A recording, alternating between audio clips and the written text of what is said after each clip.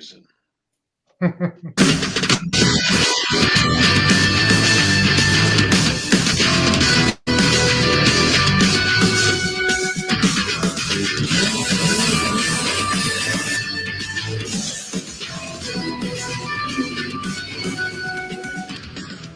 Stay alive for me. Moving on to Judgment City.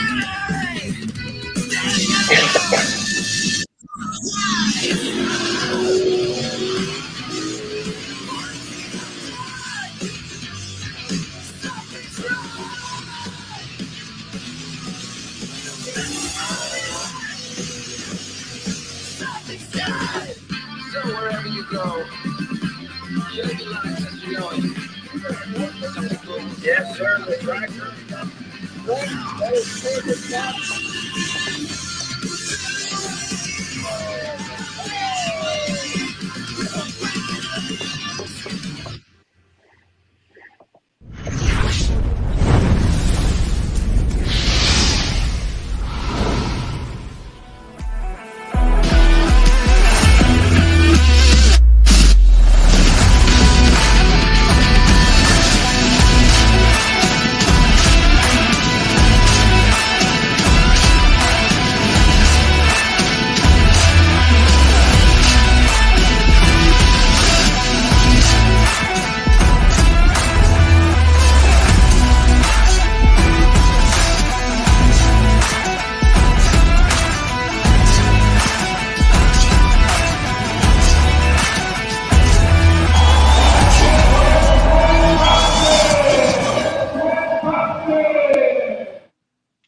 Welcome to the Let's Grow Pulling podcast. Every Monday night, we grace you with our beautiful faces and our lovely voices. My name is Jason Schultz with the Beer Money Pulling team, joined by Charles Posch. He's joined by Dave Schultz, our special guest tonight, president of the Northwestern Ohio Tractor Pullers, also known as Bowling Green to the rest of the world. Mike Idle from the great state of Missouri. Larry Richwine, he's been around truck and tractor pulling for 7 months now. He's kind of new to the sport, so we're going to just bring him along slowly and make sure we keep up with him. So, Dave, we asked Dave to come on tonight. They made some changes to the campground policies, and many of you had reached out and said, "Hey, let's get Dave on. Let's have him explain it." But before we put him on the pitchfork and roast him, let's talk about 2023 Bowling Green. And I want to talk about your Behind the Hook. Is that what you're calling it, Behind the Hook series you guys have going on, Dave? That is awesome. It's behind. Thank you. It turned out, we kind of want to give, the fans a little background of what goes on to make these teams be able to get down the track at, 300 feet plus. And, we didn't know how well it was going to be. And so far it's been just unbelievable reviews on it. And, looking forward to 2024's coming out. We shot a bunch of video this year, and the teams that we have, they were enthusiastic about it. Last year when we kind of asked them, it was like, no, they weren't real sure about it. And now it's like, each one of them we asked, they said, "Oh my God, yeah, we're on." So it was really good this year, and can't wait to see what comes out. They're in production right now. They're fantastic. Well produced TV quality, like really what pulling needs. I've seen a lot of that with what you guys have done, with what Full Pull's starting to do. It's been really, really fun, Dave, to see that quality of video.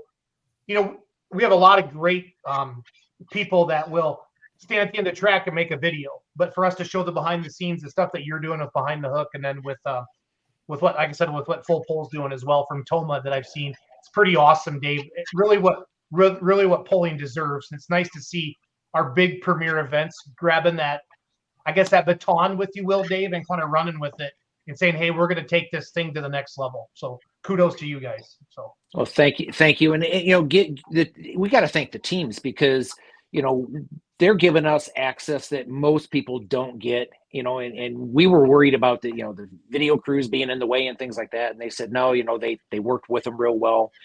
This year, if people didn't know, our teams are going to be Travis Schlaubaugh, the Theobalds, and Joe Eater. I mean, just wow. super great. I cannot wait to see. Travis had a rough weekend in Bowling Green. So going to be interesting to see how his turns out, and everybody else had a great weekend. Travis is beyond humble when things go well and when things don't go well. Yep. And he would have been the he biggest. doesn't. Yeah. He doesn't throw things either. That's good for cameras. He doesn't throw things. Some of the competitors throw, wrenches, small children, small dogs. I mean, but well, Charles, but Travis doesn't throw things. So shout out to Built Diesel Mafia for the background tonight. Charles, I'm still looking for a 12 millimeter wrench I launched over the house. So just saying. This is Keith Witt's American Pride Diesel Super Stock Truck pulling at the big one in Bowling Green, Ohio. Again, if you're just joining us, we're going to get into some of the campground stuff. So, Dave, we have a very, very passionate fan for Bowling Green, William Lumberg. He'll tell us his campsite here in a little bit, but his YouTube channel is Mr. Pulltown Nut. Mm-hmm. So that's how serious he is about it, that he takes that. So I think without further ado, I'm going to wrap up all my questions about wristbands and one comment upcoming. So here we go, William. We got the guy on here. So let's rock and roll on this. But again, if you have any questions about Bowling Green, any questions about the new campground policies, but Dave, kind of talk about what you guys rolled out with the campgrounds and why we went that way.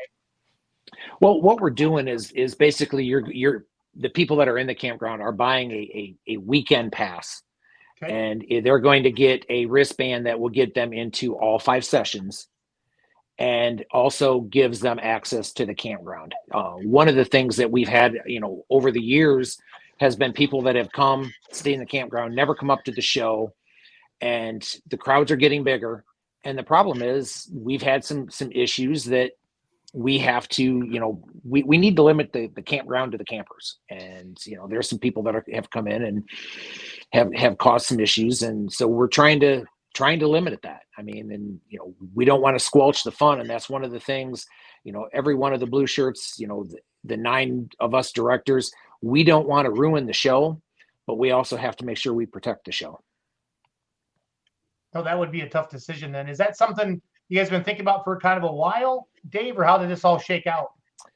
I've been on the board since 2017 and we've talked about different things, the vehicles, this last year we limited it to 1 vehicle per campsite and there's still a lot of them, but it was to the point, during the show up along the fence, at the back, just as you're going into the actual fairgrounds, it's 2 vehicles wide. People just go up and park. And so, some of that is just space things that we've had to take a hard look at to make sure that we protect, what everybody takes possession of Bowling Green.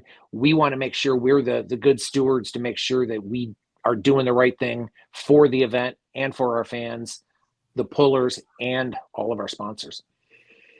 What's your total number of campsites you have available out there? It's in the thousands, isn't it? It's 2,100 campsites. Okay. So 2,000 campsites. So, and if they show up with a family of 4, that's almost 10,000 people just reserved out there. Right. And, and there have been people that have bragged. There have been people that have bragged that, they go in the campground and they've never been to the show. And I keep telling them they got to come up there to see what the noise is all about. But, it's not so much that it's the people that come there, they get out of control and, they get hurt or something like that. They're bringing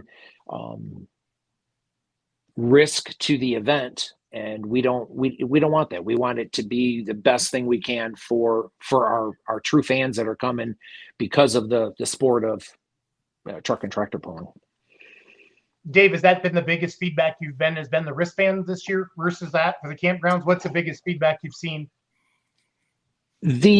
Quite honest with you, I've had more feedback about us not having trailers than the wristbands. And quite honest with you, I talked to, Pam and Chris in the office today. I said, just before I go on tonight, I says, how are the reactions with the people? We had a board meeting last week and they said overall, it's a majority positive going, we knew something had to be done. They just weren't sure where we were going with it. And, our fans have told us for years, you guys need to get a handle on this before something bad happens. And it's a zoo back there. And yeah. the problem of it is, to stop the trailer, they're going to say, well, I'm hauling my golf cart or UTV or whatever on the trailer, but they're not going to be allowed to hook it on the back and put a stripper pole on it and a picnic table and haul 20 people behind them. And I did see that you're going to have, a number of seats on the vehicles, a number of the people on the vehicle, which makes sense. But I mean, it's going to be very hard to police, but it does need to be done. And I met somebody a few years ago. I haven't been to the pool in 10 years. I said, but you're here. Well, I sell my tickets to people who want to go to the pool. I just camp back here and drink beer with my buddies. We never go up there. That's a zoo up there. I said, no, the zoo's back here, guys. But I mean, he bragged about it.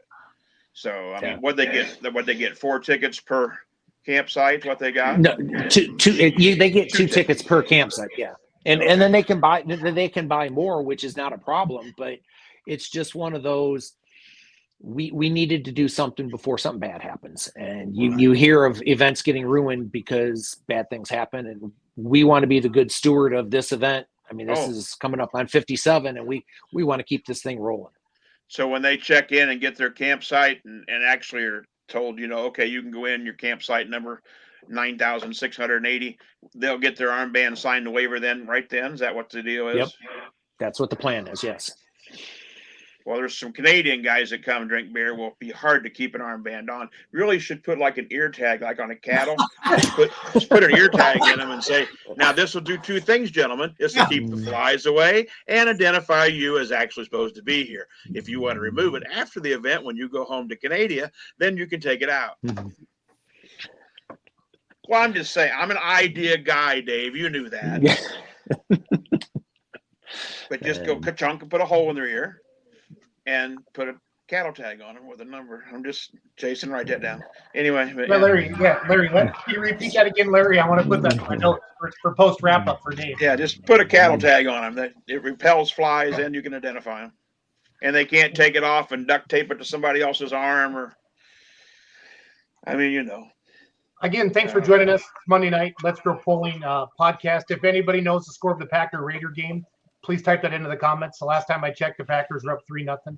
So that's good. We have Dave Schultz, president of Northwestern Ohio Tractor Pullers, just addressing, answering questions about the some of the new changes that are coming to Bowling Green, mostly to the campgrounds. There seems, some ticket things. And then I wanted to, hold on here.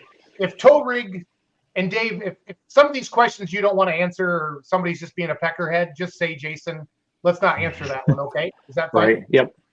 No problem. Because I love all of our fans, even you peckerheads, so it's all good. If towed party rigs are banned, can people build a non-towed rig self-driven? For example, would the Caterpillar still be okay? Yes, the Caterpillar is still okay because we prefer people in either golf carts, things like that, but it's the trailer part. We had people that were standing up on the trailer and they'd fall between the tow vehicle and the trailer itself, and some of the trailers were way wider than what the tow vehicle, and so that causes issues. But yeah, it needs to be self-propelled, it needs to be self-driving, and it needs to have a permanently mounted seat on it versus people just sitting on the edge of a picnic table that's self-driving. It needs to be somewhere where it's a secured seat. I mean, I've personally seen people fall off of things, and we've had some people ask about the razors. I talked to our security. Razors weren't as big of a problem as the trailers. So, but again, every year we try to look. We get done with the event, we start the very next day while we're cleaning up, going, what do we need to do to improve the show? And part of the show is what goes on in the campground. And that's exactly the thing. You just highlighted that. The thing about the Caterpillar is it's chill. It's going 3 miles an hour. Right. It's not hurting anybody. You're not coming in there with a 300 horsepower side by side with a turbo and a cooler strap to the back. It's got to be low key and something fun. Right. I saw one of the comments on social media going, "I'll just get rid of all all the driving vehicles and walk. Well, from the farthest section of the campground to the pulling tracks is over a mile. Mm-hmm. And so, and the other thing, somebody said that we had the courtesy carts out there. We've had those the last probably 4 years. Those are actually Shriners. They do that for a donation. They do not charge us at all to do that. That is strictly a donation to the Shriners that go to the Shriners hospitals. And so, those guys love coming out and doing that. So, we just, like I said, we want it to be a safe event. And we had quite a few ambulance runs, more than we've had in the past. And we just can't have it. We definitely want it safe. We want people to come, have a good time, and still be able to go home safe and sound. Well, and with a multitude of those, wide trailers and vehicles and whatnot back there, I imagine that the ambulance access or any sort of emergency responder access can get kind of touch and go. And then you're just, one bad event from, negative publicity, which just, that's not what you want in any capacity, whether it be for the, Bowling Green or for tractor pulling as a whole, because people who haven't even heard of tractor pulling have heard of Bowling Green. So Bowling Green itself is almost a reflection of the tractor pulling world. So, we as fans, we can make some sacrifices here and there, and in the greater good, if you're not having fun at Bowling Green anyway, I don't know what to tell you. It's a great place on earth. So. Right. As far as the NFL goes, no one cares about the failures. And for the first time in my lifetime as a Lions fan, yeah, I'm going to whistle by the graveyard when it comes to the slackers and say we don't care. To answer Scott's, are side by sides still legal? Yes, as of right now they are. Again, Dave, this isn't super fun tonight. I normally have you come on or hey, Pull Town is this week, but I appreciate you doing this because this is our Super Bowl for the sport of truck and tractor pulling, and you're coming on, and you're. I want the podcast to be kind of fun and educational and stuff like that. I don't like, but I see some people are really pissed off, and I'm trying to decide if I want to put those comments on the screen or not. Some of them I got to almost check with my friend Charles to see if I should or not. But don't let me be your conscience. That's a recipe for disaster. Yeah, that's all good. But Dave, here's a big question I never got an answer on from the office. Can I rent a golf cart from Welch's in Perrysburg and have it delivered to the campground? I see their truck and trailer delivering them. This last year, there were some of the organizations delivered it, and that's actually something we're looking at. So stay tuned on that, because they brought a bunch of them in that really shouldn't have been inside the fairgrounds, that were actually for organizations that worked on the outside. So hold tight on that. We're trying to talk to Welch's about that, to find out, if there's a place that we can have, a place for them to drop stuff off. Better if you just, pick it up and bring it yourself if you're bringing a camp, if you got a campsite. Here's a great question. Are you able to buy extra wristbands, or are you limiting 2 per camper? No, you are able to buy more. Yeah. So for the people, so that's really that's the complaint then, in theory. The biggest thing is you want people, if they're camping, you want them to go to the pool, correct? Yep, exactly. Yeah. And that's, I don't think there's anything wrong with that at all from that point of view. So, okay. Again, Dave, thanks for doing this. What about people that just want to come back between the sessions? I have a couple friends that don't camp, but do like to come visit between sessions. As of right now, we're asking not, for people not to go out in the campground is for the campers, but we are working on that. We'll have some announcements on that coming up. Gotcha. If there's going to be a way to, you look at the crowd going out, we'll have some answers coming up on that. Yep. Jason, go ahead. I'd like to make note that Bowling Green's trying to be responsible and proactive on an issue that's been a problem and is only going to escalate if we don't control it. And I think it's great that Dave comes on here and heads off some of these questions rather than let it stew and percolate on social media. He's not ashamed or scared to answer them, because that's just the way they are at Bowling Green. They'll take it head on. Whatever issue it is, they'll address it. But it's being responsible for them. And basically what you're asking them, Dave, is you want the campers to be responsible as well and help keep the peace.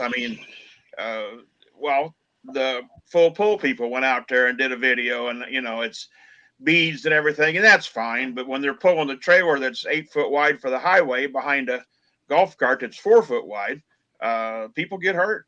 And even the one chick that had on that one video said, "Yeah, I just fell off a golf cart. I think I'm okay." I mean, yeah, ha, but no, not really. That's really a bad thing, not a good thing. We shouldn't be accentuating, the horror that could be when they get run over. So I think it's responsible on their part, and they're basically just asking the campers to be responsible, get an armband, and take care of each other before somebody has to cut it out altogether. I think it's great. Can we, as campers, buy wristbands for friends that want to see the campgrounds for the first time? Yeah, they're able to buy more. They're not limited to just the 2 that they get with their camping packet. There will be available, and that gets you into all 5 sessions of the pull itself too. Okay. I feel like this is a civil war, like North Side versus South Side. Reading through these comments. I've got a question on clarification about the trailers, and the gentleman who asked about renting a golf cart kind of made me think of this. Now, when I read the news, what I understood was, if I bring my side-by-side out there, don't hook my tilt trailer up behind it and throw hay bales on it and bring my buddies along. But exactly. Right. I had to explain that to my friends because they were like, "Well, what are you talking about?" I said, "Well, it's a whole culture thing at Bowling Green. Like, it's kind of taken on, and it's kind of gotten bigger and bigger each year. Like, it's something that happens." But like, if I pulled my pop-up camper and then I pulled my side-by-side out there behind the pop-up camper, I can bring the trailer that I haul my side-by-side or my golf cart into the grounds with me and park it and leave it. Or does that trailer have to stay outside of the grounds? If it'll fit in your camping spot, you can bring that in. That's not a problem. We're not saying that you can't tow your stuff in. Yeah. It's once you get there, it can't turn into a party wagon. Leave it. Well, and you said they can still pull them if the seats are attached and if there's, no trailer at all. No trailer at all. Mm-hmm. Which is perfectly. I mean, that's the way it probably should be. That's perfect. Yeah. Mm-hmm. It's Dave, you said it best when you said you've had more ambulance runs, and I think that's really what I want to stress. That's like Larry can talk about safety and pulling. Remember when we used to pull without roll cages? And now I don't think. Yeah. I think even Charles would say he goes to a track to pull without roll cages as an announcer. He doesn't like that as much.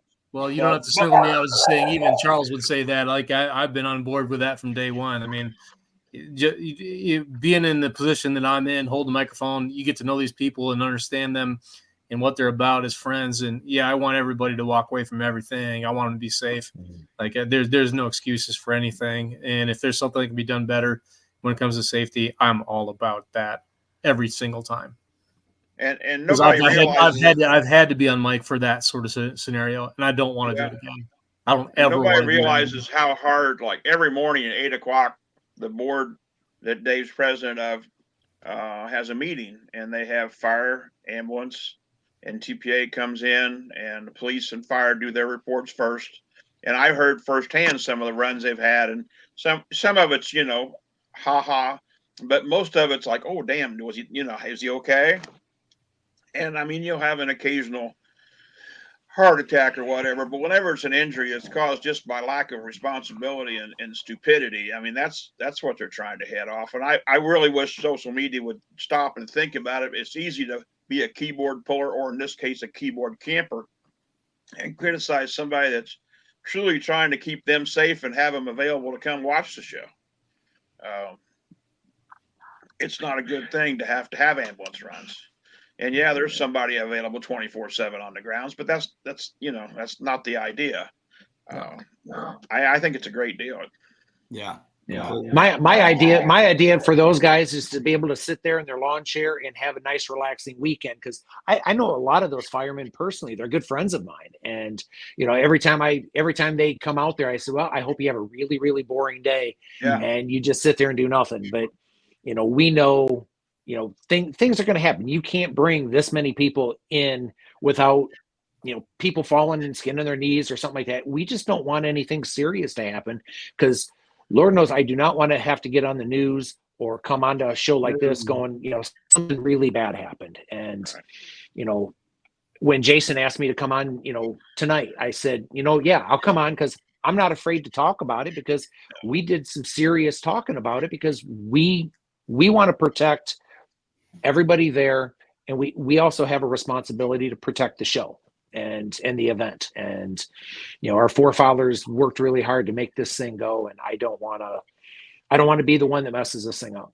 So we want to make it better. Attention does get paid to it. I saw that, I was there Friday night, and I don't want to get into details of anything, and I'm not going to, but ran into somebody who was an official with NTPA who was going through having to handle these situations, and it was being attended to in a very responsible manner, and by someone who was conscientious of the scenarios. And she didn't want to do it, and no one wanted to be a part of it. But it did happen, and it's just one of those things. But, I believe genuinely you guys are mitigating against every possible scenario you can come up with to make it better and make it be safe. Yeah.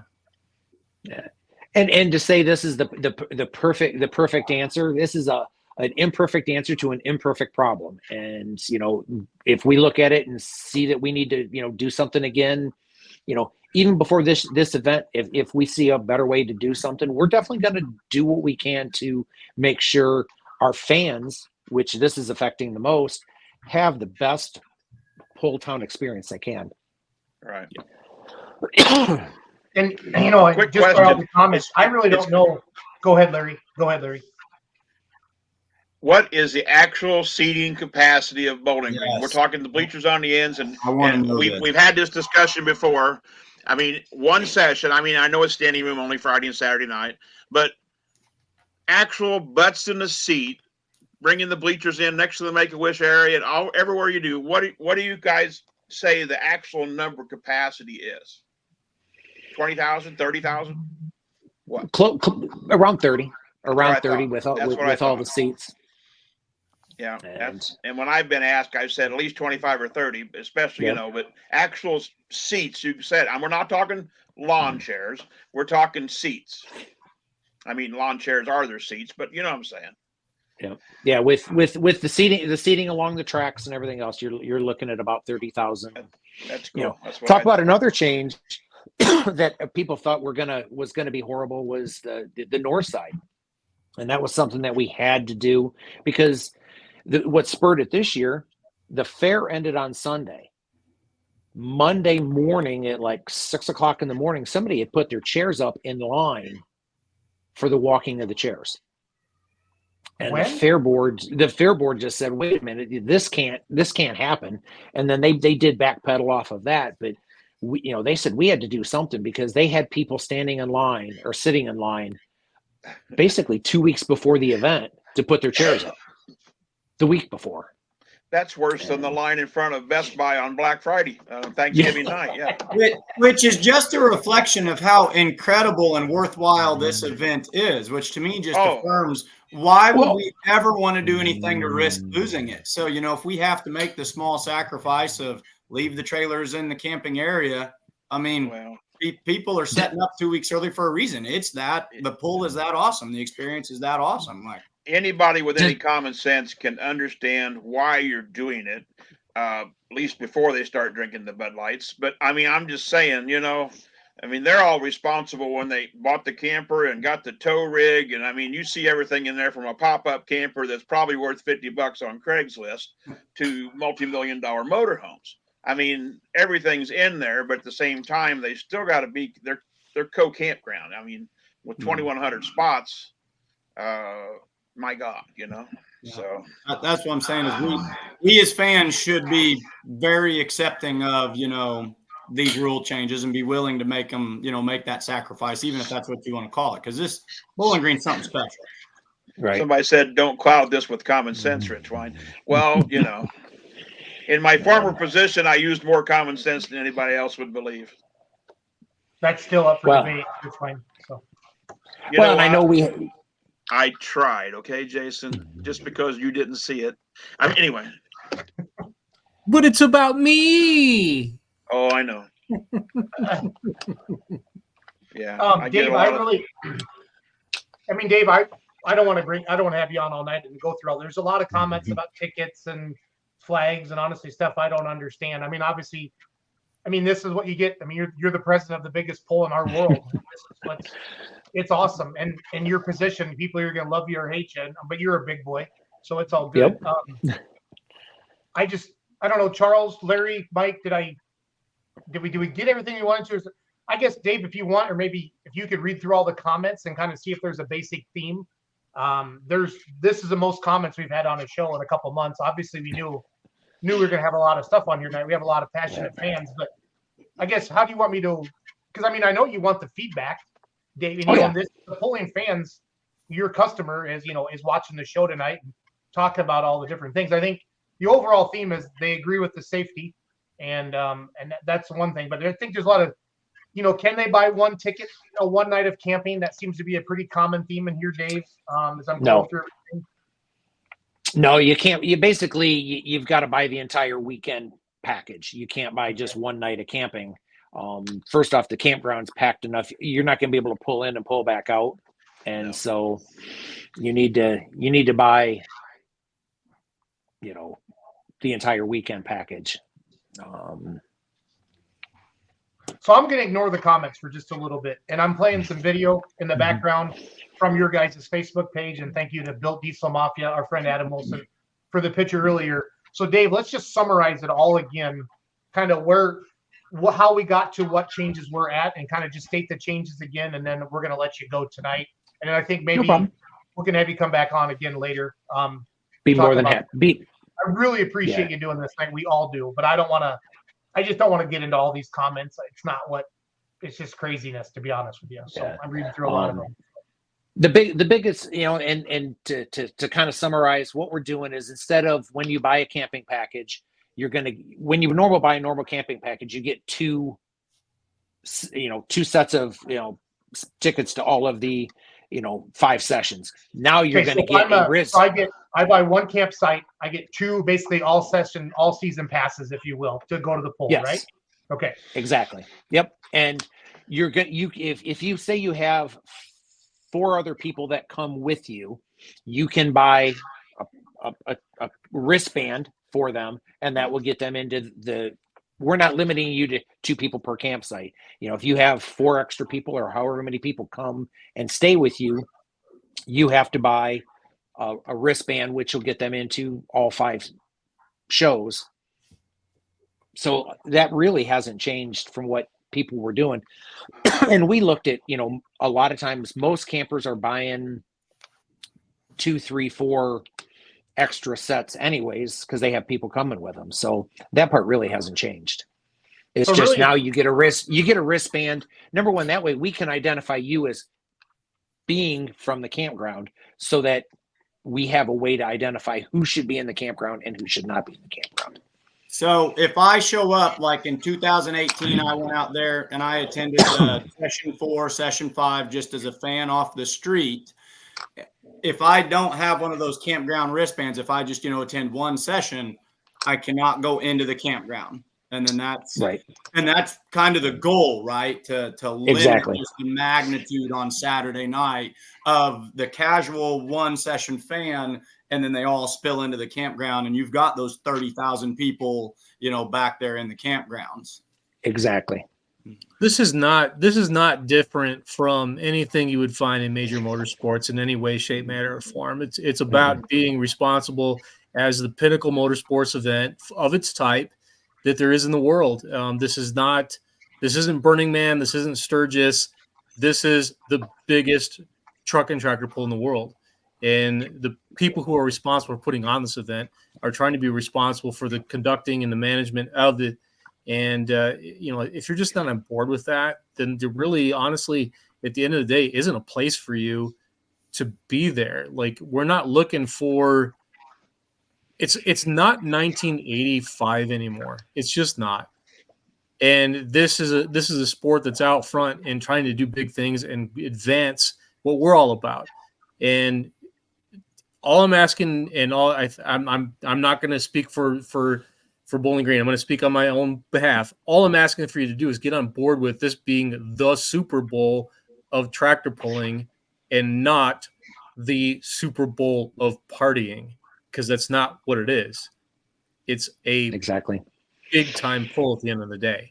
And respect the history and the tradition that goes down through that track from northwest to southeast. Believe in it and be about that before you're about how many bush lights you can cram in your face. Exactly. That's, we want to take it to the next level. And you are. I gotta unmute myself there. Dave, it says the north side is still a problem. Multiple people within the same group bought multiple squares, which messes up other people who've been going for 20 years. So the spot you've been at gets bought out and hope you can become good friends, or you just lost your spot. What does all that mean in English? I'm sorry. What it is we marked off 10 by 10 sections, and we walked people in, and they could pull a flag. And we were told, I did not personally witness it, but I guess some people pulled multiple flags. And we just told people, look, we don't want the side to be empty.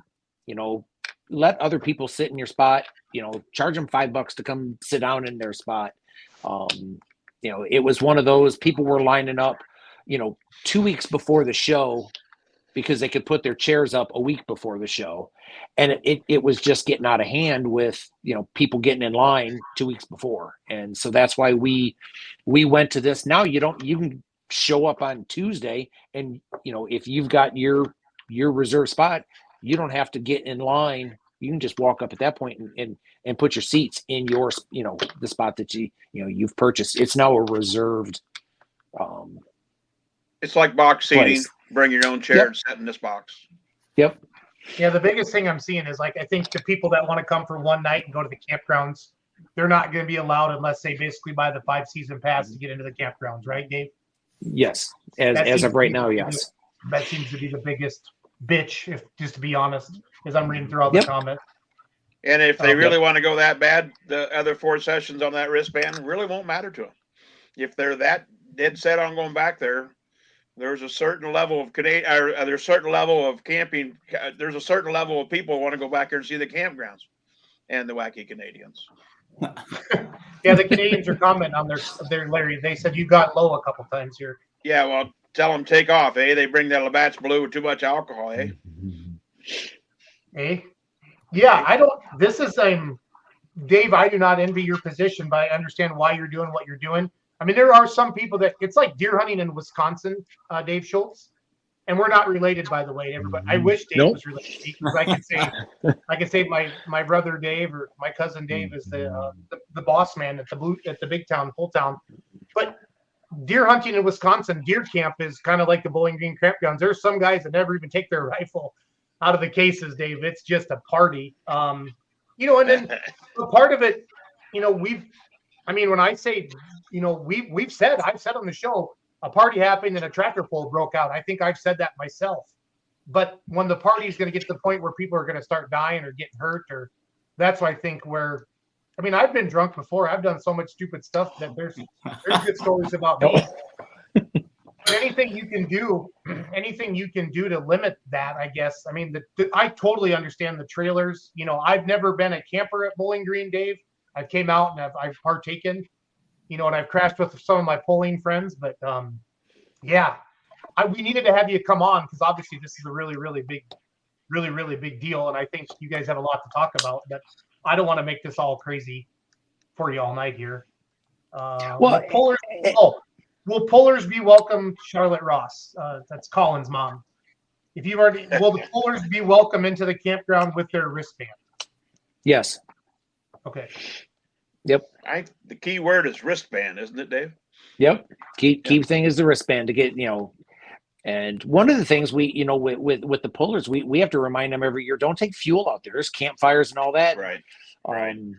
Larry, in the time I've been on the board, I know, Mike Erfurt, our past president, right. He was always telling you, make sure you tell him no fuel. And oh yeah. That's a big item on the driver's meeting. Only the amount of people you got seats for and no fuel. Leave it at the hauler. I think some people that maybe don't know the experience or never been there might not understand. If you bring a side-by-side, a golf cart, etc., to the campground, but you can't drive that to the back of the bleachers. You stop it at the gate, the back gate back there. They have to park them and then walk on the rest of the way into the fairgrounds and to the bleachers. I mean, it's not like if you do bring a unit with you at the campground, it's not like a free thing to go everywhere all weekend. Wait, is that a safety hazard out in the campground, or is that something where they came back to the competition area and you had to explain, had to have the fight where, oh, well, some camper tipped their whatever into my fuel tank and now I don't pass fuel inspection. Well, that could be an issue. You're right. Larry, but, Larry, it's more of a safety thing. Don't dump it on the campground or on the Larry, campfire.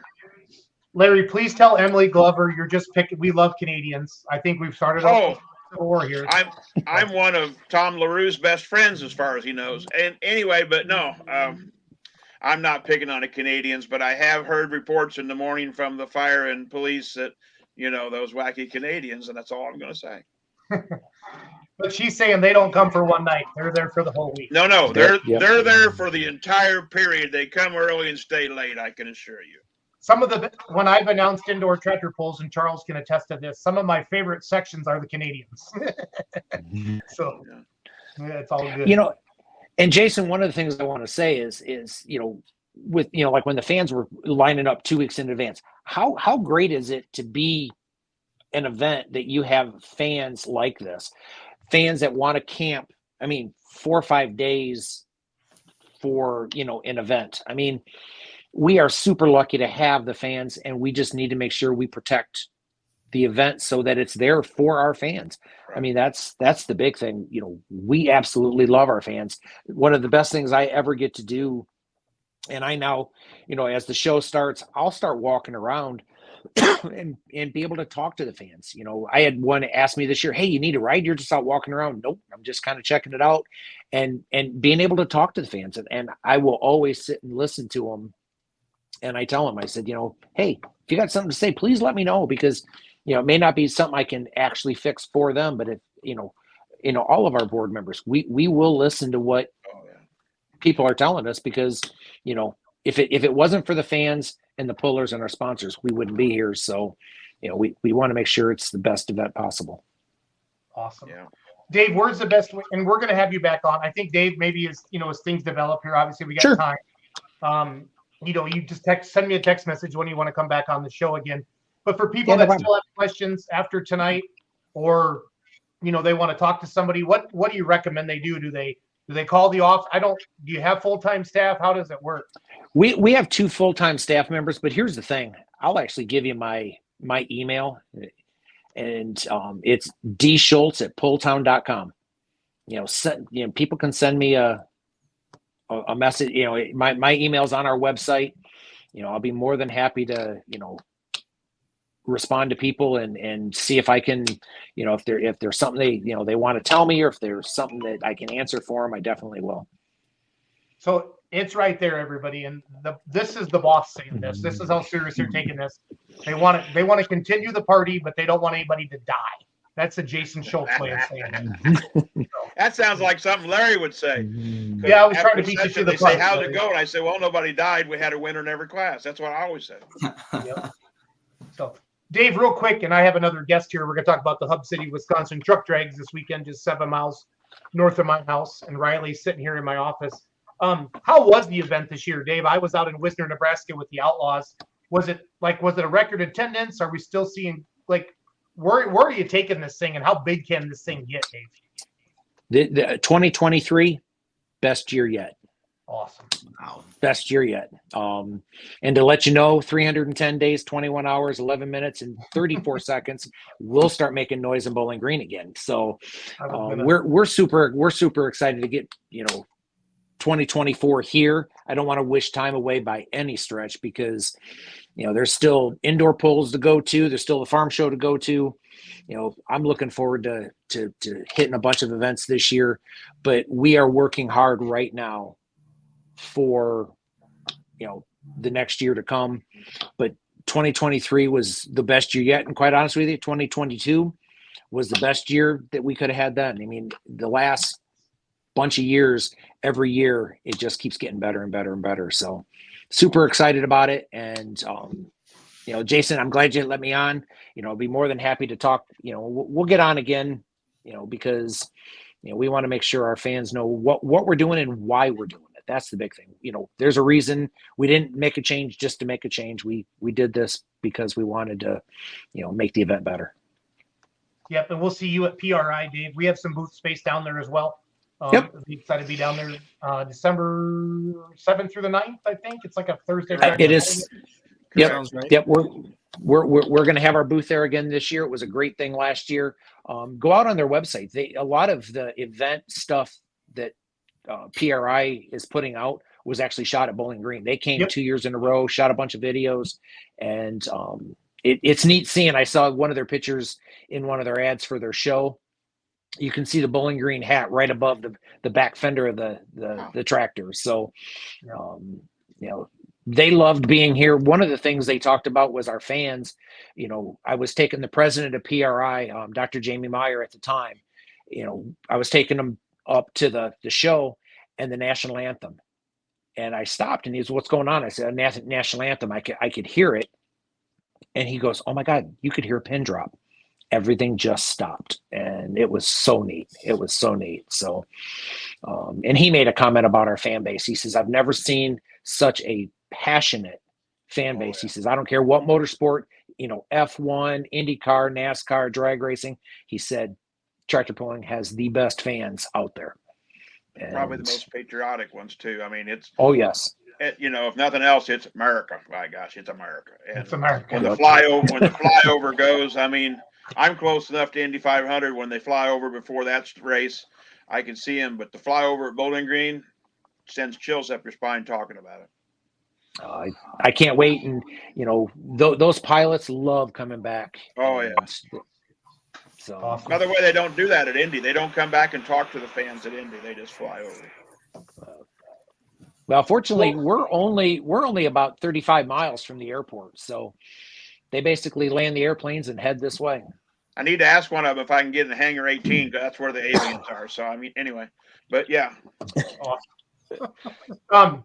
Everybody, thank you for watching tonight. We're going to bring Dave back on again in the future. I told him a half an hour. We've gone 50 minutes already. I knew there would be a lot of questions. I didn't realize there'd be this many questions. So I think Dave, here, I don't know, in a month or so, I'll text you back. We'll get you back on. But thank you for all you do for pulling.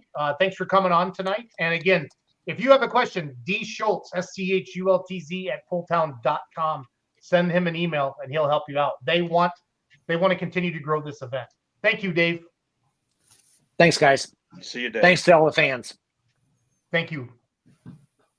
That was cool that he came on, guys. Yeah. He's a great guy, and he'll never turn you down. I mean, he's a great guy, and he's a very good representation of what they're doing. But it really is, they're basically being responsible. Yeah. It's because it is a zoo out there. Yeah, I mean, and I got Riley Anderson here. He's a promoter of the Hub City drag races, the dirt drags. And we got some big names coming. Come on up. I showered today. Yeah, we do. We got Charles loves drag racing. So we were at Wagler's there, but for those of you, we'll talk more Pull Town after we talk to Riley here a little bit. But I wanted to get Riley on, and I guess that was a lot more questions than I thought about Bowling Green. But that's good. Nothing wrong with that at all. So let's talk this weekend, Riley. What do we got going on? So this weekend, Saturday, October 14th, in Little Hub City, Wisconsin, we got some of the biggest names in the diesel industry, or in the truck drag racing industry, I should say, coming.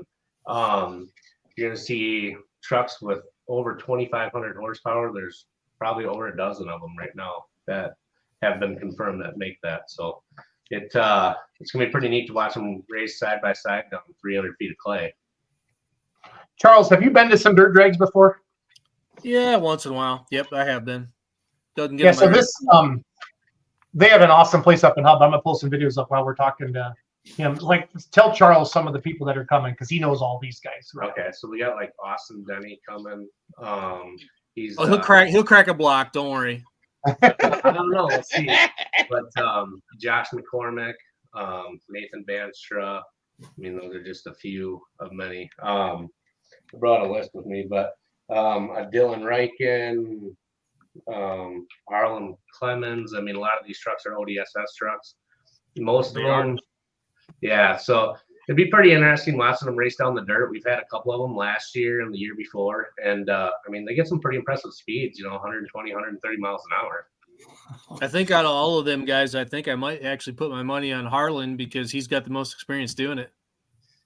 Yeah, I mean, he's definitely got some experience out there doing it, but there's a whole field of them right now. We're at 32 trucks.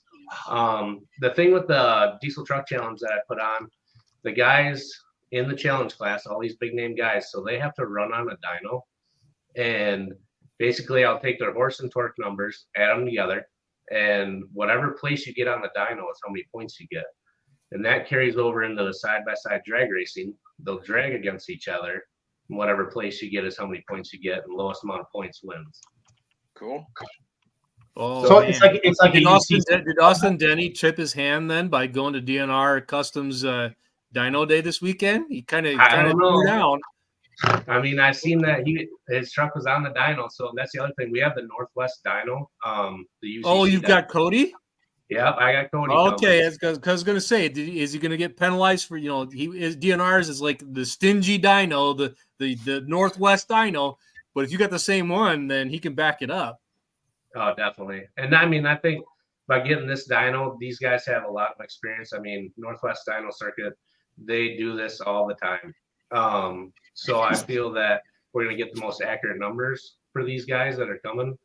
We have trucks coming from all over the country, so it's going to be a pretty neat show. And then on top of it, I got some mud dirt draggers that we're going to have run some expedition passes, because next year I would like to try and get their series in here too.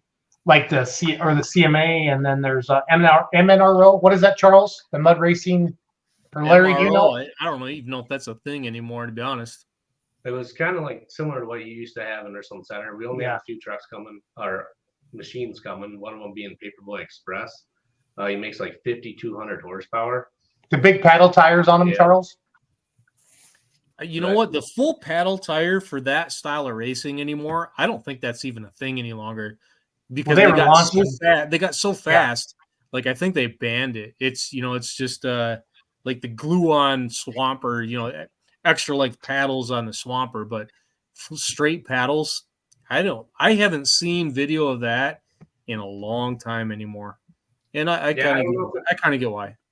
They have the options. If they want to run the paddles, they can. Otherwise, they can run cut tires. I don't really have any rules against the tires, so we'll see what the guys choose. But most of the time, they run the cut tires. Being clay, it's a little bit harder of a surface. It tends the paddles don't benefit them. Yeah, they won't. Yeah, those won't work as good then. This is just a quick little short video of the actual track. This is, for as crazy as this sounds, this is a perfect space for it. This Hub City, Wisconsin. What is it, 50 people? Yeah. It's between Hillsboro and Richland Center. And it's just a hoot. You guys started ATV drag racing back here with your uncle, right? Yep. My uncle Jeff Coy. Jeff Coy. Yep. He started back in like 2006. We started dragging out there, and that's pretty much what the track was built for, was dirt dragging. We did do some poles and stuff on it, but here you are at UCC. Yeah, down at UCC promoting the event. No, it's definitely a lot of fun. We got a lot of shutdown for these guys so they can really push the limits. I mean, you'll see trucks leave on 130, 140 pounds of boost, and they actually bite. There's Chris probably trying to get $50 off you. At least. No, Chris has been good. He usually announces our event as well. But he's been great. He's come down every year and announced, and we've been doing it for a long time. And now it's starting to grow into a national event, at least in the October month. I do one every year. We do one in May, and then we do one in October. So cool. Yeah. How do you prep the track for that? Like, that's something I'm curious about, because I don't know. What's your track prep procedure, and how many times do you go back into it to work it back up? So basically, we started doing track prep yesterday. Actually, we tilled it up. We used like a soil finisher, and we'll till it and usually water it. Now it sounds like we might get some rain later in the week, and also our event runs rain or shine unless it's downpouring. at the time of the drag starting. But we'll till it and water it, and then we use like a call packer to kind of pack it down. It does like a 40% compaction, so it still leaves it loose enough for these pretty knobby tires to grip, but also like packed enough that it's a smooth trip down the track for them. Gotcha. And then after, thank you for that. I appreciate that. I'd never heard really a walkthrough on that. You grade and roll the track between rounds, or usually the diesel trucks, we get quite a few out there. I mean, in May we had 87 just in the street class. So usually halfway through the class, we usually have to do a little bit of track prep, but we have it set up so our lanes are wide enough for our soil finisher, so we can just run down one side with the packer following, and then when he runs down the other side, the packer follows, and we're ready to go. It takes about 7 to 10 minutes. So does the dyno? Yeah, dyno. Go ahead, Larry. The dyno determine then when they're going to run, or they draw for position as well? So normally, actually, it doesn't determine where they run or draw for a position. Once the races are getting ready to start, I mean, all the guys know, I notify them, and they actually just start going up and lining up and stage themselves. And once they make their pass, they have to come down the return lane, and I have staging lanes set up with 1 loss and no losses. Sure. And once they enter in there, they can't leave. So then we run like the 1 loss trucks against 1 loss. It's a double elimination. And then that's kind of how we work through the field. Cool. It's truly drag racing then. I just wondered how the first pass down the track, who determined who they ran against, or they're just running against the clock.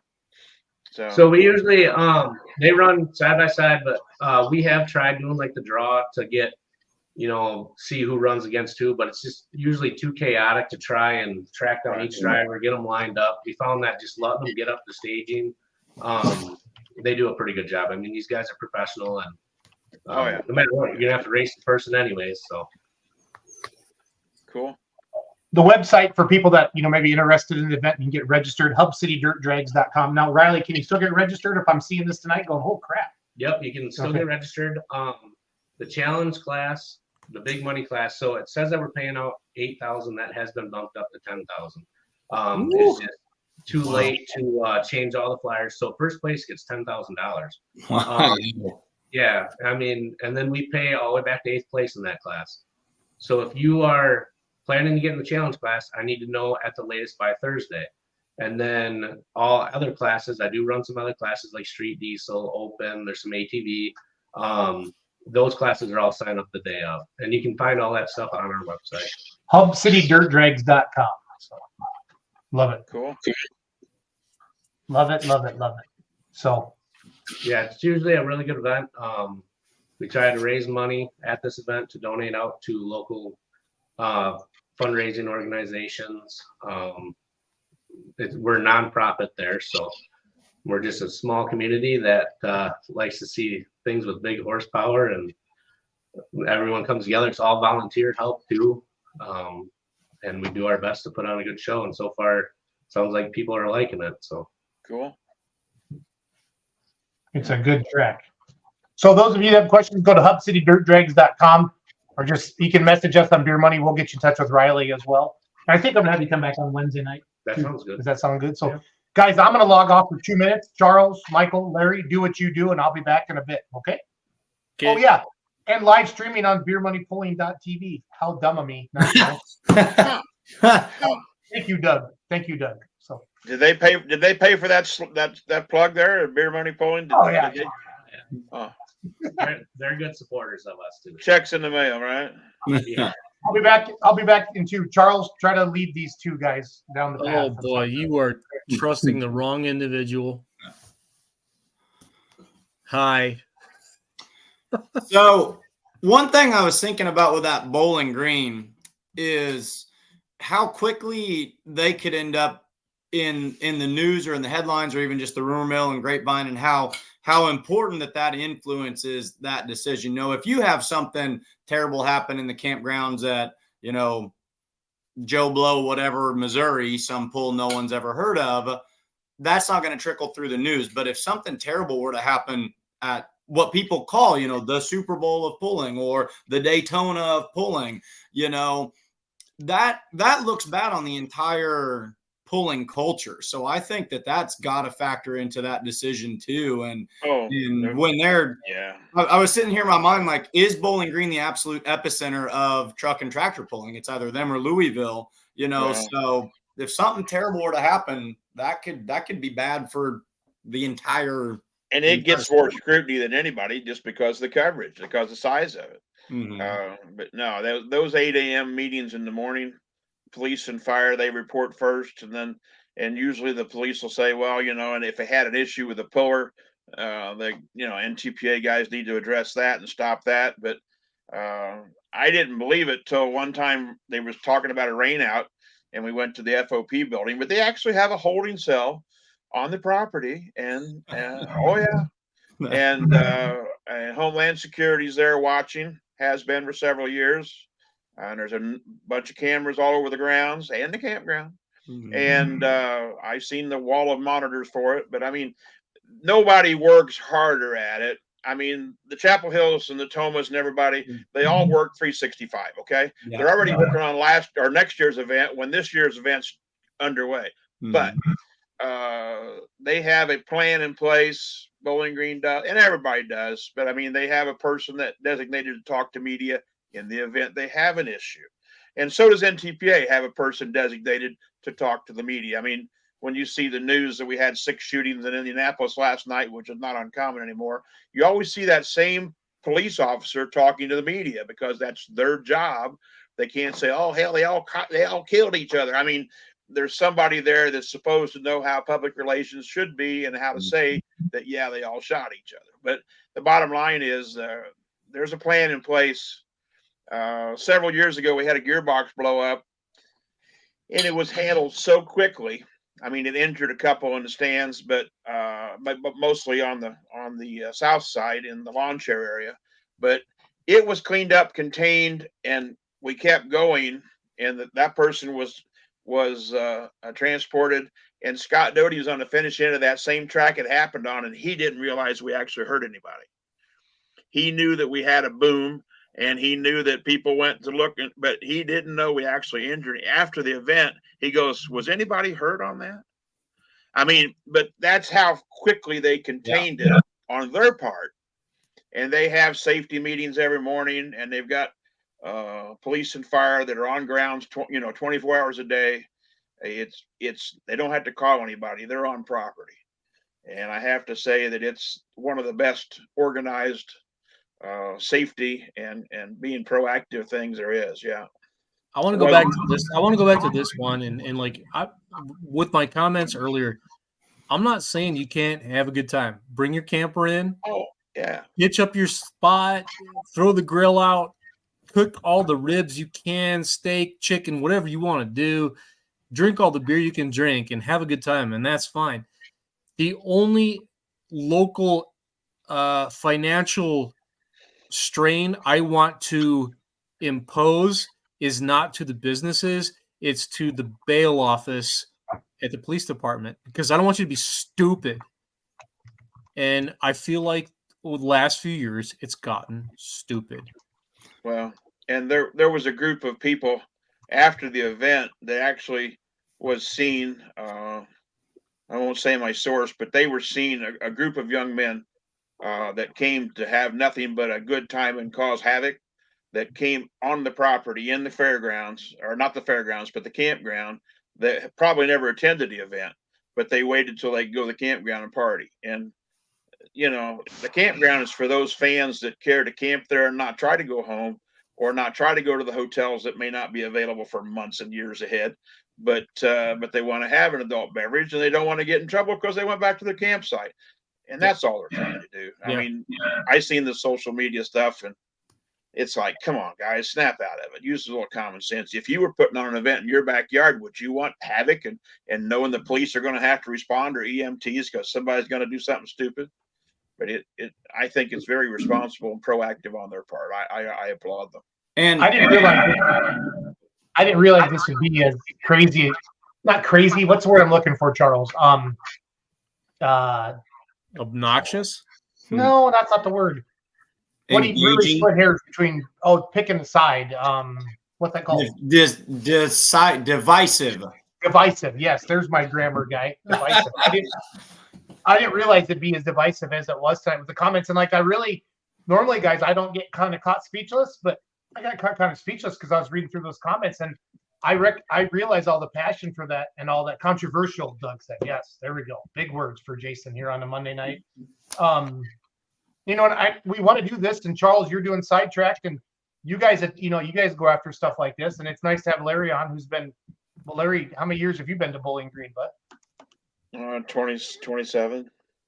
But like, as a fan, as a management capacity, I've been there more than that, but 27 as a management for NTPA capacity. I mean, is this one of those things where the people are pissed because we talk about being such an awesome party, and now they're trying to take away the party? I mean, is that kind of the you think? Honestly, that's the issue. Yeah, and that's the ethos that everybody is taking from this, and that's not the actual intent.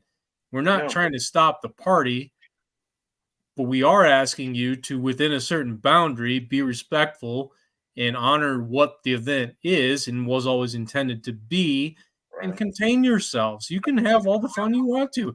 So get party your ass off in the stands, and if you can get back to your campground and fall into your trailer, sweet. That's a guy who's not hurting anybody. Right. It's the other obnoxiousness that we really don't like. Well, so it's really where the people that seem to be really pissed when I was reading through the comments, guys. And again, thank you, Dave Schultz, for coming on. The guy put his email address, dschultz@pulltown.com. You can tell that this isn't quite done. I mean, they still gotta. They came out and made their thing, right? They made their statement, and I don't think anybody disagrees with the truck and the trailer thing, or the you in the trailer, because we know how dangerous trailers are.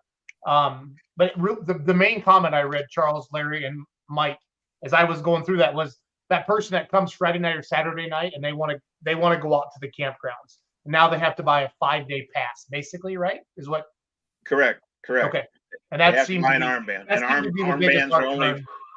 armbands are only the multi-pass for all sessions. Well, if a person still wanted to just party, they could buy the 5-day pass and they could just stay out there and sell their tickets, right? And just stay in the campground. Yeah, they can.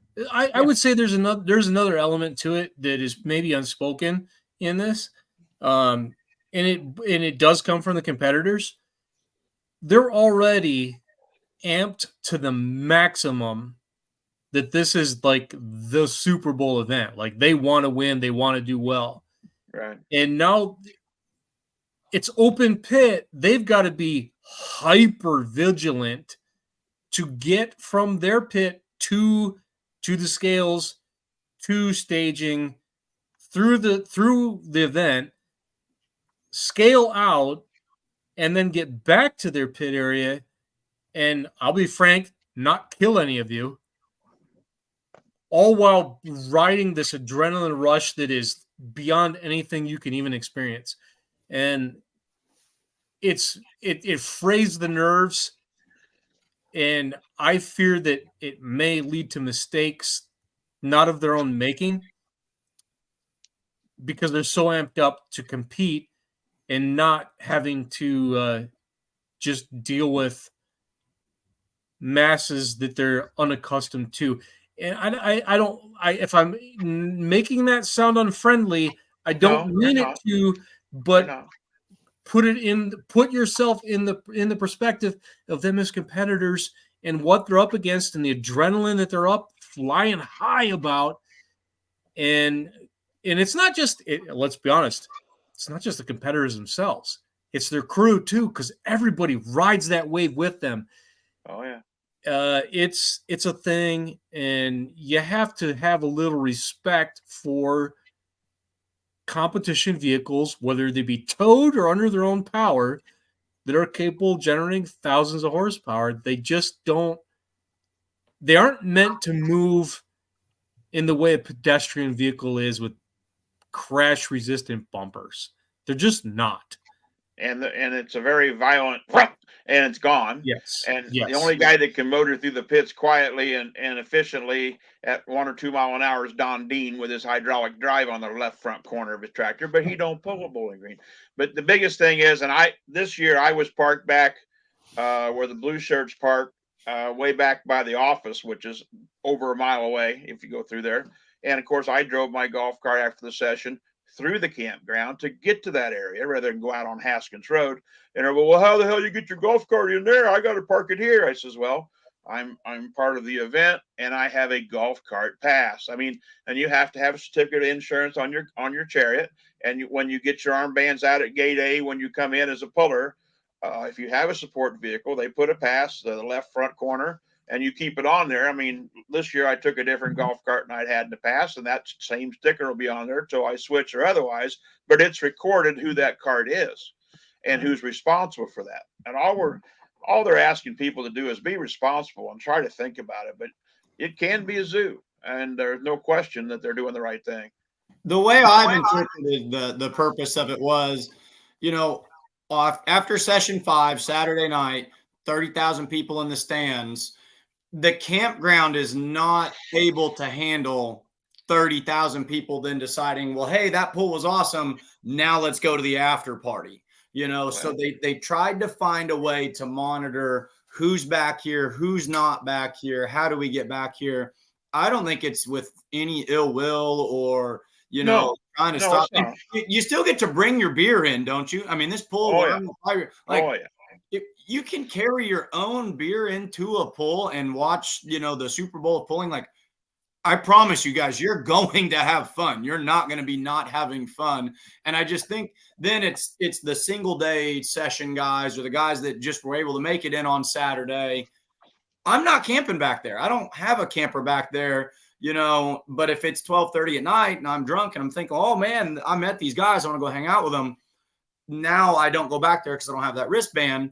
I go back to Toledo with my sober driver like I was planning on doing, Right. Well, seriously, the best word to use is responsible. They're trying to be responsible and keep the fan or the camper as well responsible. I mean, there's no question it can get out of hand, put it that way. They've been very fortunate so far that nobody's been hurt. Seriously hurt. So I don't know. No. Anyway, but as far as me bashing Canadians, Jason, one report several years ago, the Canadian guys, one of them had passed out, and so they had him on top of the picnic table, and the campground had burned down a little bit. It wasn't too much of flame, so he was all wet because he'd fall down in the water, and so they put his ass while he's on the picnic table over the campfire, so to kind of try him out, And so somebody called the fire department and the EMTs, and the fire department said, "What? The fire's not even touching the bottom of the picnic table. He's fine, And so the firemen picked the picnic table up off of the fire and set it aside, and then they checked out the guy, but he was passed out from some kind of inebriation, probably Molson or Labatt's Blue, and they let him. They was trying to dry his clothes, as I understand it, but he was on top of the picnic table, which was set over the campfire. That's all I know. That's what I heard. Part of me is like, that's stuff I would have done to my friends. I'm not gonna lie. And then part of me, but I'm 47 now, and I'm getting kind of old and boring, and I don't want anything bad to happen to somebody, and ruin an awesome event. So, well, I'm sure if he started to smolder, they would have took him off the fire. At least they didn't have him to spit turning him or anything. Yeah. No, but Let's Go Pulling is fun and entertaining, and I don't want anybody to take offense to any of this. I mean, I got some death threats after the Pro Stock picks last week. So, Charles, you did the good thing by not coming on last week, Charles. Death threats, huh? Wow, I hope we documented them. Yeah. I just put a little color in there. Just a little color in my top 10. Not everything's green. I might have learned from the last time that got done. You did your homework, and I just, willy-nilly picked. But the funny part was 8 of our 10 were the same tractors. Yes, they were. I was telling my buddies, that's what I like about tractor pulling. I did all the the money ball and all the whatnot, and you picked with your gut and your heart. And at the end of the day, we about arrived at the same spot. So I picked like if I was running a show and look at the lineup, and more than once I told Vaughn, you pick the winner, but I know who's going to be in the top 3. I mean, but only on my gut experience of what they had done and what I expected them to do. That's how I picked them. Yep. But I didn't do any research because Rich Wine never studies for a test. The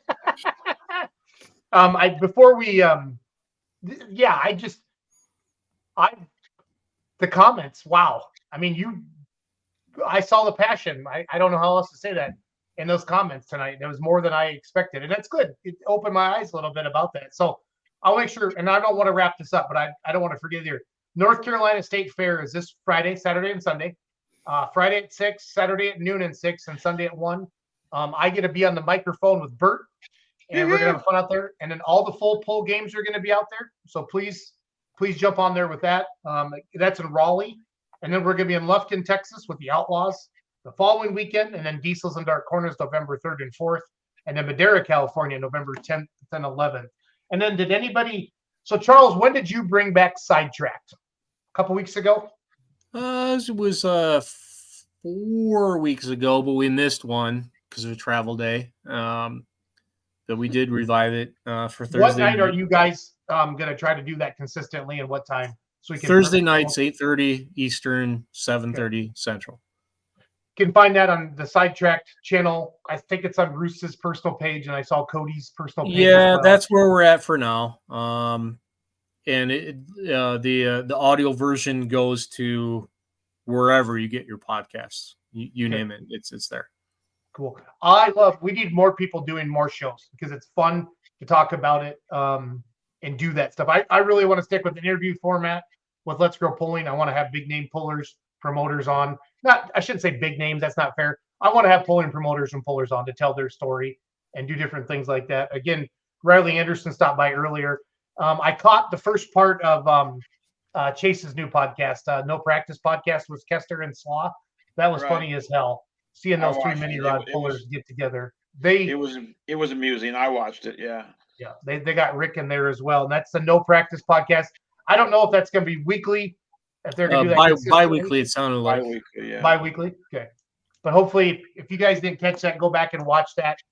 What's nice about these, we're calling them Charles, I came from the Pulling Radio Network days with you back in the early days. Yeah, we're OGs on this deal. Those were legit podcasts. They were just audio. So it's like, it's weird calling this a podcast, but that's typically what it is because Joe Rogan's got video now, and we'll never be a Joe Rogan show, any of us. But I think we're knocking on his door. I think we're right there. Get him on the show sometime. My point is, we do the live shows like this, and then we download the audio, and then we put it on iTunes and Spotify for Let's Grow Pulling. But it's fun for people to listen to this and watch it. But you can go back and you can watch Chase and Adam and Tyler Slaw with their No Practice podcast. And they did a little homework ahead of time. It was fun. They did. It's what sucks about this is I feel like, and I kind of saw this tonight, you almost have to pick a side. Any good talk show host, right? If you listen to a sports radio or anything, at the beginning of the show, you either have to be a Packers fan or a Lions fan or whatever. You got to pick a side, and then they take the calls and they get everybody to beat up on each other. And that's never really where I wanted to be. I just want to put a bigger spotlight on the truck and tractor pulling world, right? Share these stories, hopefully get more fans in the stands, right? And then get more sponsorship so we can give the pullers more money. But man, seeing the comments tonight on the Pull Town thing, you almost had to pick a side tonight. Charles, I wasn't ready for that. And you're like my host. Sidetrack formula since day one is like Stephen A. Smith until we match his paycheck. So, Jason, it's interesting you talk about it having sides because I went to Bowling Green 5 years ago. I need to get back again. It's been too long. But when I was telling some people that I was going to go and people that had been there, they actually brought up the concept of, well, which side are you going to sit on? That's not pun intended. They literally, are you sitting on the north side? Are you sitting on the south side? And I was like, well, I'm going to a big pull. And they said, no, 2 very different experiences, 2 very different crowds of people. Yep. You know, if you're just getting drunk and watching the pool, or you're just drinking beer and watching the pool, stay on the south side. But if you are really, through it, go to the north side. And it's so they're really that it is a party, it is a tractor pull, it is both. But I mean, I think we saw tonight, people are experiencing it in their own ways. But I mean, the two sides of the track kind of identify that way. No, I'm getting Facebook messages to my personal Facebook that people were like pissed that we made fun of them for drinking too much, and I'm just like, no, we don't want anybody to die. Mm-hmm. That's really, Yeah, I mean, well, I think if you drink too much, you're a fucktard, and really, the sport doesn't need you as a fan. And I did not exaggerate or lie. The things that's one of my best and worst traits is what's that? That you don't exaggerate or lie? I don't exaggerate or lie. I just tell what happened, and most of the time it's stuff you wouldn't believe. I mean, Dion Bliss sells T-shirts on the north side out of the SCS booth. He's got a little corner of it, and he sells north side T-shirts.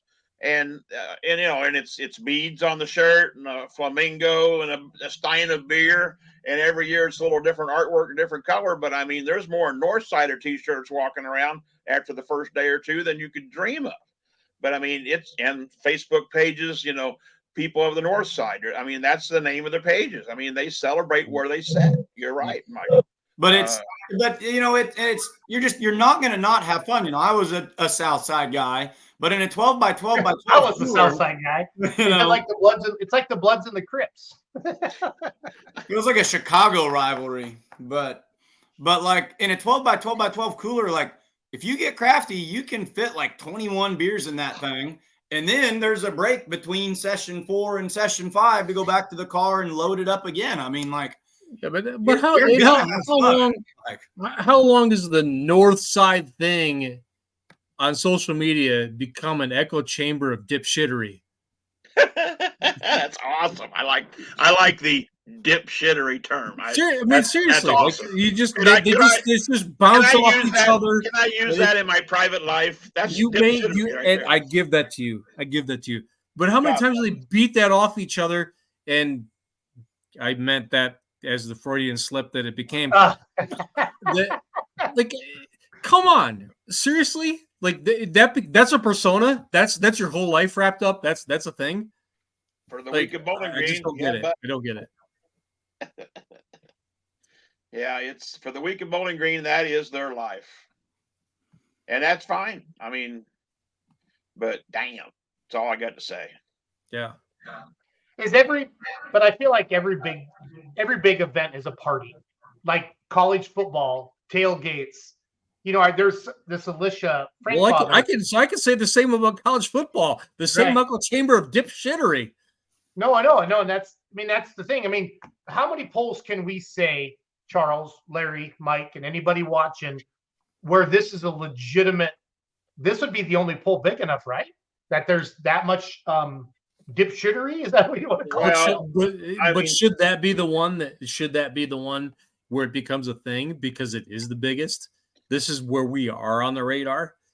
Well, I live 8 miles from Raceway Park, and the national drags when I was in high school, 40 some odd years ago, was this way.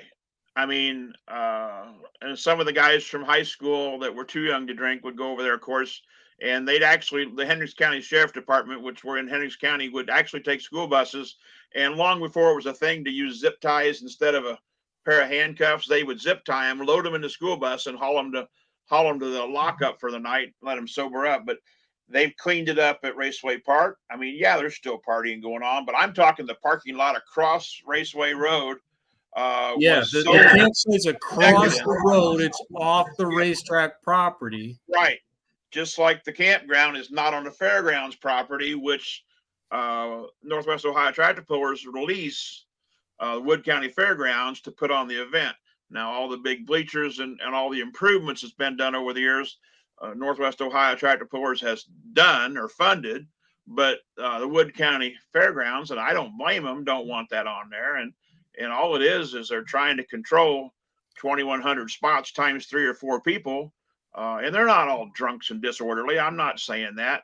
And I maybe shouldn't have singled out the Canadians, even though they come to light every morning at 8 o'clock. But the bottom line is, I mean, they've got boats with drivetrains under them. And I mean, there was one time there was a pontoon boat that had an S10 chassis under it. And they were playing the song, on the pond, and they're driving around. And that pontoon boat wasn't narrow and small, but it was a motorized vehicle. But I mean, well, I think that's the trailer thing. Mr. Campground Party Nut, you need to put your beer down because you're really not listening to what I'm saying. Exactly. I think you're really everybody's not listening at all. So we're I don't give a shit. We're done with that comment. No, we're telling one or two crazy over the top stories, and then everybody's taking offense to it. Well, no, that's proven my point. I mean, in any large group gathering of humans, there's always going to be 2 or 3 idiots that either cause new rules to be written or spoil it for the majority of people that go to enjoy that event. Whether it's tailgating at the Colts up here next to Lucas Oil Stadium, downtown Indianapolis, or whatever it is, but there's got to be some rules, regulations, and order, or it becomes chaos. And that's all they're doing. I think they're seriously, and I think they're doing great to try to even stop it or control it. And protecting the trickle-down effect for the sport of truck and tractor pulling as a whole, because I think this is the crown jewel event. So if something, God forbid, if something terrible happened here, it might mean, well, now if I go to Sac City, Iowa, or Troy, Missouri, I don't get to walk the pits anymore, so you never know. So I think they're heavy as the head that wears the crown, and they've got responsibility to the whole sport of truck and tractor pulling. Well, there's a lot of feelings, and I want to get away from it. But I think at the end of the day, 2 things I took out of this tonight, and you guys can with this, they're not going to allow the trailers anymore, right? That was the main thing. Yeah. Correct. And then number 2, if you're just coming for Friday night or Saturday night, you don't get to go into the campgrounds anymore. You have to come. You have to buy a season pass to get into the campgrounds, right? Right. Mm-hmm. And that's really. People, we like to have fun. We like to make jokes. Everybody relax, okay? Please. But I don't know. This is way more than I thought I was going to get into on a Monday night. And here's something nobody's thought of or suggested. I'm not sure if you come in after the first session or 2 and you want to buy basically a weekend pass, which is an armband, for the remainder of the sessions. I think it costs full price, but I honestly have no working knowledge. What is it may be prorated. We've only got 4 sessions left. Here's what it costs. But I don't know. And that would be another question for Dave. But the bottom line is they're really trying to do good things here, not bad things. Yep. So, all right, enough Bowling Green chatter. Charles, where were you last weekend? You were semi-truck drag racing somewhere. Yes, I was. I was at Kinley Motorsports Park in Thompson, Ohio. They have really remade that facility. It was a quarter-mile drag strip for a long, long, long time, and they found the space. It's geographical that they were able to take advantage of local topography. They're shut down out of the backside of the quarter-mile track was scraper created terrain to keep it flat. It was really high, and when you made the turnout, you dropped down into local topography. So they took that and made a spot for a return road where we could have an 8th mile drag strip that was uphill, 330 feet flat, then 330 uphill to the 660 for semi-style racing. And then off the back end of the property, they could add in 2 tracks for sled pulling. And Mother Nature really kicked us in the ass for Saturday night, and the sled pulls didn't come off. And I feel so bad for them as a company and as a family that are really contributing to Northeast Ohio motorsports promotion, and they just couldn't pull it off against Mother Nature to make it happen. They invited OSTPA in for a non-points event, and I walked the pits before the sled pulls were supposed to start, and you would have seen 4 or 5 light limited pro combo class tractors. Jeremy Smith was on the property with both of his big pros. Spontaneous combustion? Yes, both of them were there, out of the trailer and on the property. There were, I don't know, 6 or 7 diesel pickups, and you would have had like 10 to 12 semis. One of the Maximus Prime trucks, all of Gene Dunn's trucks. Like, it would have been a legit semi pull, and Mother Nature just didn't cooperate. And as the evening progressed, actually, I was cold, tired, and bailed before the sled pulling started, and it wound up being the right choice. I went back to the hotel, and my window got bombarded with hail that actually hit the track as well. It didn't work out for sled pulling, but come back Saturday, we did some more uphill style semi racing with guys from 13 hours out into Quebec and 13 hours deep into Texas racing, and had a good time. Sunday was colder and windier, but no rain, and enjoyed all of it. Although that I'm still cold. Still can't get the cold out of my feet, hands, and my ears. But once it gets there, Charles, it stays. So it stays. I'm ready. What's coming up on your docket next couple weeks? I'm done, and I'll be honest, I'm ready to be done. I've been on the road for the last 15 months, or 15 months, 5 months since April 15th. I'm ready to be done. I'm going to stay home this next weekend. I did look around and try to see, like, what can I go do, and yeah, you can never scratch that itch enough. But it was to the point where I said, I got to stay home. I've had enough. Good deal. Mike, did you go anywhere this past weekend, or I saw your deer hunting looked like on Facebook? No, I was still chasing those pesky Sasquatches at the North 40 pumpkin patch. You know, I work as the tour guide at the pumpkin patch, but we had we're done with the hayride. We're done with the big show of the pumpkin patch. We had our business meeting, and we said, you know, what do we think about doing in the future? And I actually pitched the idea. We've got a huge property out here. And I pitched the idea. I said, what if we did a farm stock out of field, run what you brung tractor pull on one of the afternoons while all the girls and wives are off getting their pumpkins and coffee, and all the farmers brought their local equipment. You weigh it in at 5, 7, 9 or 7, 9, 12, 18,000 pounds, whatever, turn the fuel all the way up and cut them loose.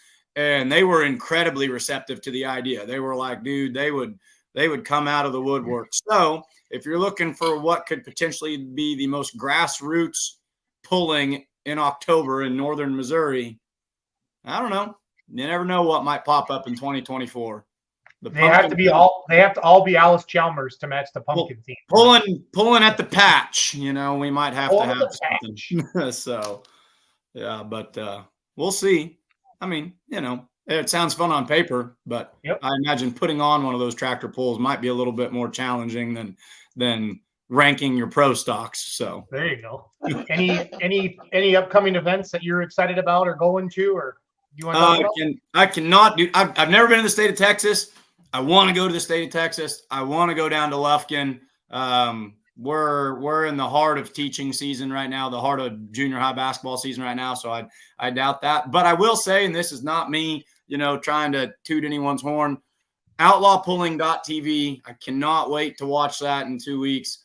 The way you can live stream pulls these days when you can't, you know, get all the way down to Texas or out to North Carolina, it's awesome. It is absolutely awesome. So Lufkin's gonna be great, and then Diesels and Dark Corners is also another one that I want to go to. But they're a long ways from Missouri. Yep, they are. Well, I was going to plug Outlaw Pulling TV and Beer Money Pulling TV. Don't worry, Mike. So I thank you for doing that. This is not, you know, me just hanging out with my pals or whatever. It is the only streaming platform I could cancel Disney Plus or Pandora or whatever, all the rest of them. Outlawpulling.tv is the only one I'm actually satisfied with at the moment.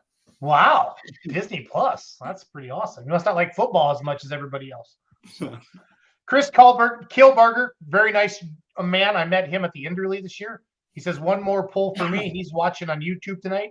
Fairfield County Fairgrounds in Lancaster, Ohio, Wednesday, October 11th at 7 p.m. So Lancaster, that's Amish country, isn't it, Larry? Yes, it is. Awesome. Yeah. Yeah. Larry, where were you last weekend? You got anything coming up polling wise? No, I'm technically done too, but if I get fuel money and half a hotel, I'll go to Texas. Half a hotel? Yeah, half a motel, you know. I just need the half with the bed and the shower. I'll be okay with the rest of it. I love it. I love it. But no, I'm actually done too. In a couple ways, I'm done, and some announcement coming up in November for me that I'm excited about and looking forward to. And yeah, it's going to be Larry's getting a new job, and he won't tell us. You're up to something, Rich Wayne. So 2024 is going to be a lot better year than I thought it was going to be 2 weeks ago for Larry. Let's put it that way. That's awesome. Is it going to be like on the Goodyear blimp, or how's the announcement going to be made? Well, I don't know. I told them they could announce it, and then I would answer questions later. So, like the police, or no? Well, actually, I'm no longer on the wall in the post office, but yeah. But no. It's going to be like when LeBron James went to the Miami Heat, and they're going to have an hour-and-a-half special on ESPN. Not one. No, it'll just be a blip. Oh, by the way, we hired Larry, but that's all it's going to be. Yeah. But we might break the internet for a couple hours on pulloff.com. Oh, yes. I love it. The keyboard puller central. Oh my God. I went and played golf with my sons up at Whistling Straits, and Charles Barkley was on the premises, but I didn't get to see Sir Charles. But he was. Oh, he was man, there. that's terrible. Well, do you have a CDL? No, he owns a lot of trucks. You got a CDL? You could drove for him, yeah. I could have. This weekend, we've been talking about the Hub City truck drags, diesel truck drags. Riley Anderson was here, at the office here 15, 20 minutes ago. He said, we're going to come back and do another live, him and I, just Wednesday night. But this is a great event for you. And they have stock classes. They have ATV classes, all kinds of stuff going on. But it's kind of a UCC type of a feel, right, Charles? Is that a nice way to say it for the diesel truck world? Yeah, in a way it does. Yes, absolutely. There's certainly interest in there from a lot of guys. Yeah, I would agree with that. Yeah. And he's in, so it's hubcitydirtdrags.com. We'll get it going. I'm heading out to Raleigh, North Carolina for the North Carolina State Fair. I'll be out there with full pull and then on the microphone with Bert. I got announced with him at Lumberton, North Carolina about a month ago now. And that's this Friday, Saturday, and Sunday. So one session on Friday, 2 sessions on Saturday, and then 1 session on Sunday. And I've been told it is a hoot. It's the biggest fair in North Carolina. I've been there many times, and it's a big deal. It's really a big deal. So you should fit right in, Jason. For those of you that want to play along, we're going to Full Pull is going to get some games up. So make sure you check your Full Pull app. The following week, October 20th, 21st, we're going to be in Lufkin, Texas. Mike touched on that. We're going to be outlawpulling.tv. That's dragging and pulling in the Pines. They have a big semi-truck show and semi-drag races during the day, and then outlaw truck and tractor pulling at night. 3 outlaw points championships will be decided that weekend. And it's a veterans fundraiser for Mission 22 for veterans. 22 veterans kill themselves every day in our country after fighting and giving us the freedom. And that's so cool that they give money back to them. Yeah. Actually, one of the promoters of this poll was this far from killing himself. I think the gun didn't go off, I think, is the story. I'm gonna try to get him on the show. And he kind of after is that Mission 22 deal? Yes. Yep. Yes, that's the story. In the semi that one of the semis that was racing this weekend is Jeff Byram, and his is the Mission 22 semi. And I'm going to paraphrase the story, but we need to get his actual story. Then if it's the same guy, he decided that it was over. He was done. Yep. Had the gun cocked, ready to rock, and a tornado leveled his residence. Wow. And he walked out and said, all right, God, What do you want let's me have to a do? conversation Yep. because obviously it's not my time. Ugh. And this is what came out of it. I'm down for that conversation every day of the week. Right. It's a huge event down in Texas, and the Outlaws have been part of it with the polling side of it, Charles, and then the last couple of years. Yes. So Chandler and McKenzie went down last year with the team and shot for Outlaw Pulling TV. We took our merchandise trailer down there and stuff like that. And I'm going down with them this year, and Ron will be announcing. I'm really looking forward to it. And I really want to get the word out there, for that event to promote that. And we're going to try to. I think Ron's working on getting him on Outlaw Live tomorrow night, Charles, the promoter. So I'll let you know for sure, and I'll get that pushed out there for everybody. Yeah, Everybody absolutely. You will not want to miss that. It's a powerful story and well told. Then November 3rd and 4th, Diesels and Dark Corners, big event. It's kind of a perfect timing. I feel like a lot of us in the Midwest, we've had 6 weeks off, and we're kind of ready to go itching again. A lot of diesel trucks head south down to Diesels and Dark Corners. We've been part of that event now for a couple of years, promoting it. It's been a lot of fun promoting it. Like I say, on social media, not the promoters. Just trying to give it a bigger spotlight. And then for this is the first year we're doing live streaming it on beermoneypulling.tv. So excited to take the team down there. And the following week, heading out to Madera, California. MLM Motorsports, we work with them. Brian Massetti and his family. They put on a lot of truck and tractor pulls in California, and they have their Inderley pull-off. I'm going to use that just for simplicity's sake, for everybody knows that. That's the NTPA All-Star Pull. Brian does this with MLM Motorsports at the Madera Speedway. So it's actually a NASCAR track where junior NASCAR kids race, and then they have their pull track inside there. And it's he calls it the Golden State Invitational, and he invites pullers that supported the MLM Motorsports point seasons. He brings in the top 10 or whatever if he can for his classes and puts on a heck of a good show there. And then another shout out to Charles and the gang for the Sidetrack podcast, bringing that back out Thursday nights, 8:30 Eastern. For now, you can find them on Facebook.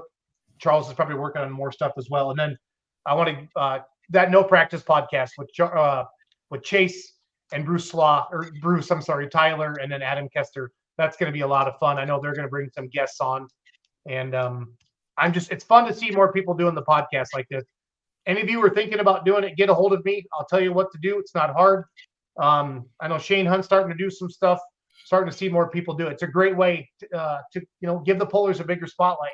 And ultimately, that's what we deserve. And then, that's really all I had tonight. Pullers, I read some comments. Social media has been good and bad, right? For pulling. It's been a free way, if you will, to give a bigger spotlight to the sport. But then people start reading the comments and everybody gets butthurt and feelings and stuff like that. Go find something good. Go find something good and post that. Yeah. Do that. Do us all a solid. I don't read the comments a lot because I don't know. I love people's having an opinion, but I just want to get my point out, what I'm trying to say, and then let everybody do. That's what I love about living in America. We're supposed to have freedom of speech, right? But yeah, it seems to be more than whenever when it comes to motorsports, freedom of the negative. Yeah, say something good. There you go. Yeah, that seems to be correct. Freedom of the negative. All the time, we hear people say pullers don't get paid enough money for what they do. They don't. Okay, they don't. I just bought a diesel super stock. They're very, very expensive, right? No, but that was of your own free will, though, right, Jason? I did. Yeah, nobody made me do that. Okay. Free will. Yeah. It's been a dream of mine my whole life, but I didn't buy that to go try to win $1,500, right? Everybody understands that. Now, do we deserve to go out for a chance to win $10,000 every pull, like a Wagler deal or a Mack Trailer Winter Nationals? Charles, what are some of the other bigger payout pulls? The Pullers Championship that we should probably be talking about really soon. We are. I'm just having a little fun with that. But here's the deal. I read comments by pullers on social media, and they say, why haven't the payouts gone up since the 80s?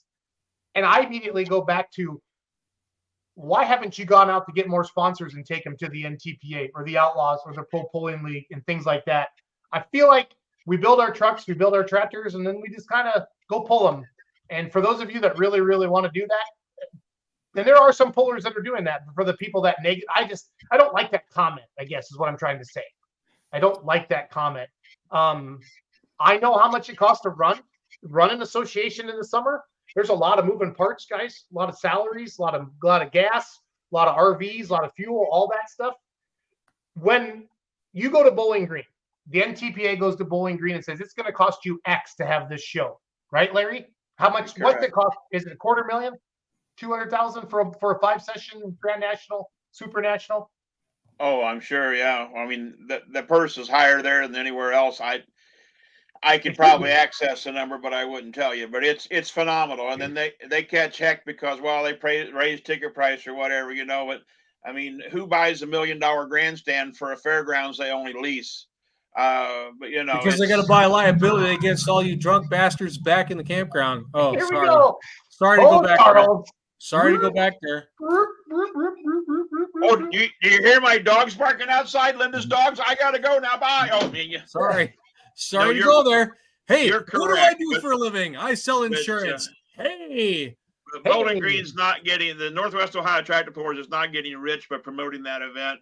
They're promoting the community benefits from that event, not just the Kroger's and the beer stores. But I mean, it's definitely a community effort. But it's same thing at Toma, same thing at Chapel Hill, same thing at Pine Tops, North Carolina. It doesn't matter what level it is. It's either something to do with the fire department or a charity or Chapel Hill's the Lions Club and all their improvements they've done to the school system that they use the school property. I mean, nobody understands that what they do profit, if they profit, is dumped right back into community. The Hillsboro, Wisconsin. I mean, all those things that you don't do overnight. And nobody just comes in and say, hey, we're going to build $1 million grandstand. Maybe you can fill it, maybe you can't. Well, where I was trying to go with this, and this is all good chatter, is that the association sets the price that they charge the promoter. The promoter then says, okay, I want these 5 or 6 classes. And then, okay, your bill is going to be $40,000 for one night. Right. Okay. So then they take that $40,000, split them on let's just say 5 classes. So let's say the purse is $8,000, which is still big. Okay. I want bigger purses in pulling. This isn't me saying I don't want a bigger purse in pulling. Because when I say let's grow pulling, I've been wanting to put a spotlight on this thing for years. And I feel like we put a bigger spotlight on it, but now the spotlight needs to do something different. How do we get more sponsors into our sport to put more money back in so then that there is more money to do bonuses, like what Lucas Oil did. Lucas Oil put extra money on top of that. The promoters were charged 1 fee.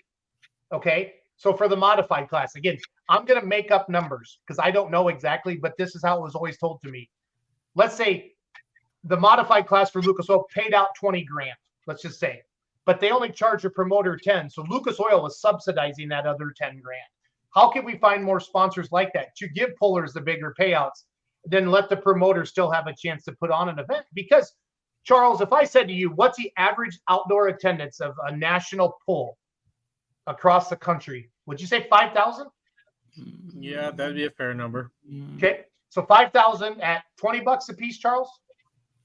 I don't even think it's $20. I think most of them are crossing the gate. Well, with parking, maybe it's 20, but the parking gate doesn't go into the purse. So that's my point.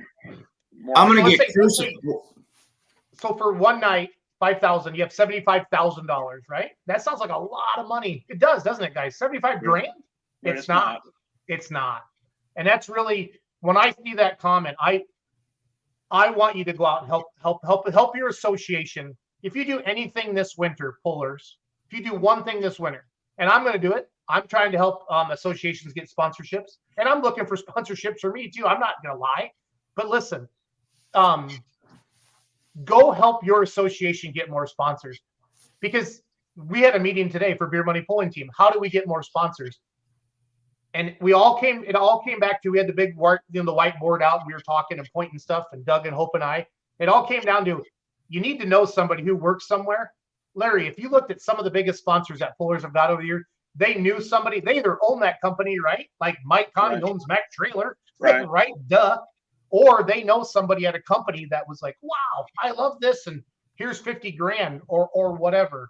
That's They've got to my- learn. They want a certain exposure. They need Yep. to know their demographics. They need to know the exposure they get through truck and tractor pulling and our demographics. Yep. And our 2.5 children in a cooler that won't be acceptable to go through the gate at Bowling Green. I mean, the bottom line is, or the Indy 500, same size limit, by the way. Anyway,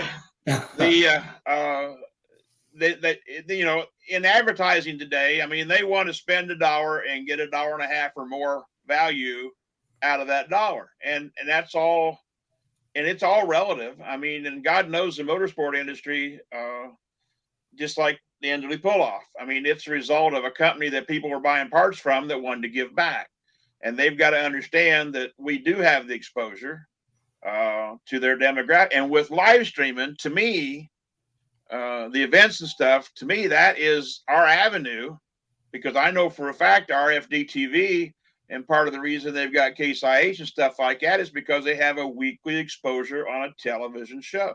And live streaming, I think it's accelerating in popularity, of course. We all talk about it, how we're going to go watch it. And there needs to be sponsors just for live stream, maybe. And that's will be dollars in the bank. So that's my personal opinion. Yeah, if I want to get more, I just want to get more. I want to get pullers going out there, getting more sponsors for their associations. That's what I would ask them to do. You want more money? Get out and knock on doors, just like Girl Scouts selling cookies. Them cookies, they don't sell themselves. Yeah, I mean that's tractor pulling fans watching on YouTube. But the negativity. I have bad days too. I'm in a bad mood some day. But at the end of the day, I want to go out. I want to grow the sport, and I want to bring more people to it. And I want a sponsor to be proud of what they're doing for the sport. And I want them to make money, not for charity. I want them to, if they put $1 into Larry's point, I want them to get $1.50 back. So, yeah. So maybe the beer company, but we lost all the tobacco stuff, Larry, right? Because of that rule. That was a big one. Yeah. That was a big one. The whole between Red Man Series and Copenhagen Skull, and I mean that was the perfect we were the perfect demographics for that product. But when they got quietus, we got pulled. And I understand. But so we still have what's stopping us from the beer money? I don't know. We don't have any transsexuals that I know of that participate in the sport. We should be fine. We have the Budweiser Dairyland Super Nationals. That's correct. But that's correct. That's a local one. Charles, I've tried to go after Bud Light and stuff like that with our reach, and I don't know. I don't think I know what I'm doing, Charles, to be honest. But would you want to sponsor a team when you get sponsored a full association? I mean, I would say. You just said a really important point, and I don't want this show to go on for the next 14 hours. But you just hit on a very important point. Why am I buying a sponsorship with you as a puller when I can buy your series for the same 50 cents on the dollar versus what you're asking and get it? And that has been a thing. And that has been a thing across all motorsports in all racing teams. You don't see a NASCAR team sponsored by a singular sponsor for all their series any longer. It hasn't been since roughly 2008. Yep. That doesn't happen. Yep. NHRA, same deal. It's multi-partner. Like I don't want to drag this show out, but you just hit on something. What's the alternative? On a panel. What's the alternative? That's the question. Right now, it's a nature beast. You're paying so much per square inch of advertising on the side of that car. I mean, that's what it is. I've talked to the NASCAR people, and they have that network thing, Charles, they call it. I forget what it's a couple years ago now. They can show an advertiser how many promotions, how many times that logo's seen by the times that car goes around the track, with the amount of faces that are tuned into that race, Charles. Yeah. And that's how they get those crazy numbers. You can maximize it. It is possible to do it and run a pulling team really not out of pocket and have it sponsored. It can be done, but again, we're way past time commitment to have this conversation, but it's going to require a massive commitment on your part to promote and do the show ups to events, do the show ups to where your sponsors' manufacturing facilities are, and do talks and walkthroughs of what the machine is and all that stuff. You're going to have to be free to do that. And there are guys who are doing that in this sport. I mean, the Kester team's a prime example of Yes. all the different events they attend Yep. and do displays.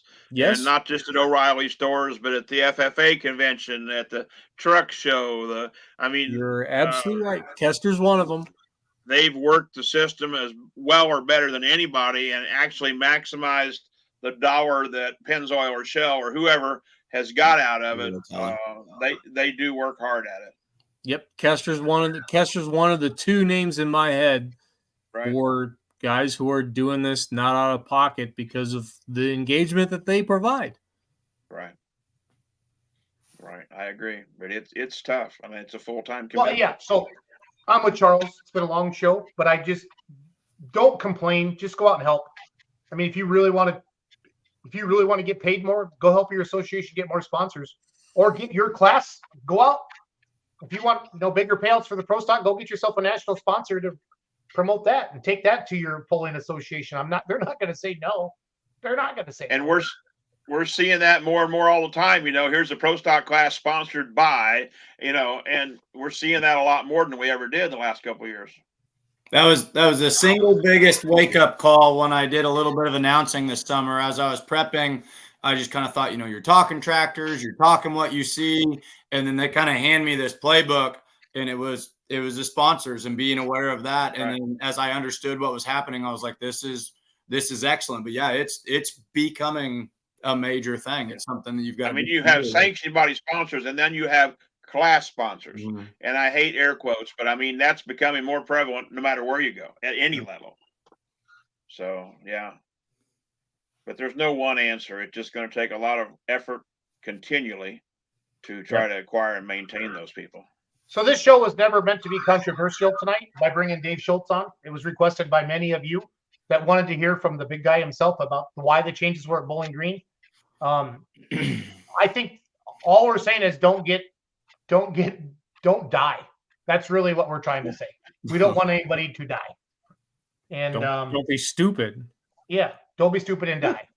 And the people that are mad about the Canadians, Larry heard a story about you guys trying to cook one of your own people on the table. And it was from the fire department, okay? It wasn't just random story. So you're not. Somebody goes, hey, did you hear the story about that? No, it was from the fire department that picked the picnic table up and got him off the fire. No, I'm calling bullshit because all the Canadians that I know have an excellent sense of humor and would have laughed at that and not been offended. So I'm really calling bullshit on that whole deal because Canadians, they have a good time and they would have laughed. Yeah.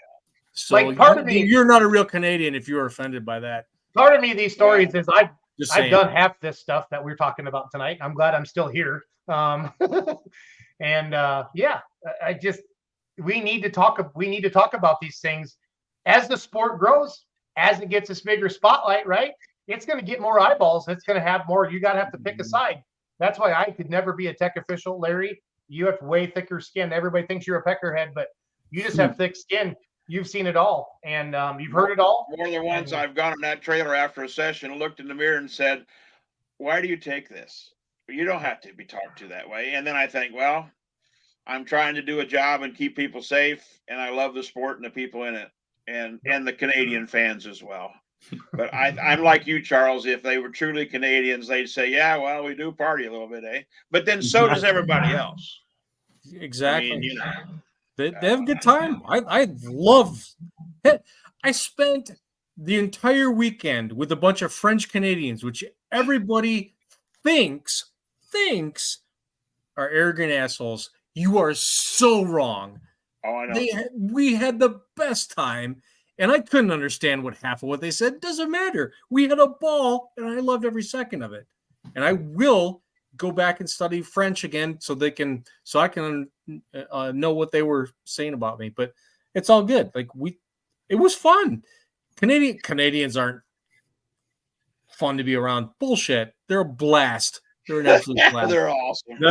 The best interview I ever saw related to truck and tractor pulling on YouTube was given by a Canadian. It was a guy. It was around this time last year, or a couple of years ago. He drove the farm stock 2180.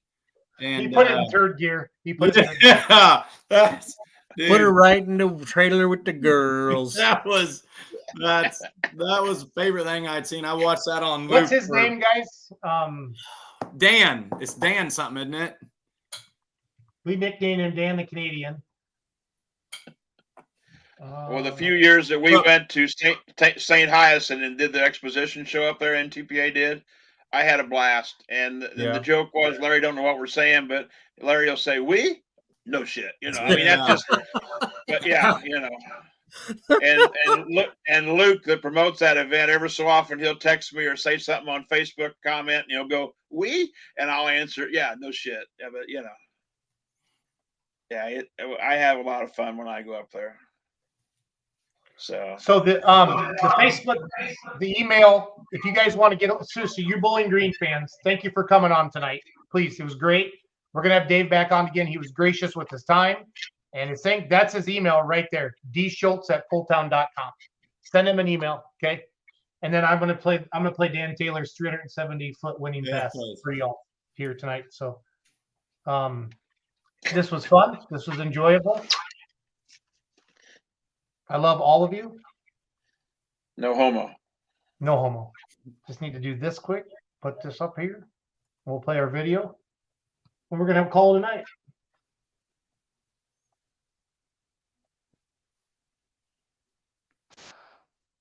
Whenever you're tired of me, guys, you can excuse me off the program on a weekly basis, but I have to admit, I enjoy staying up past my bedtime to be with you guys. I have fun.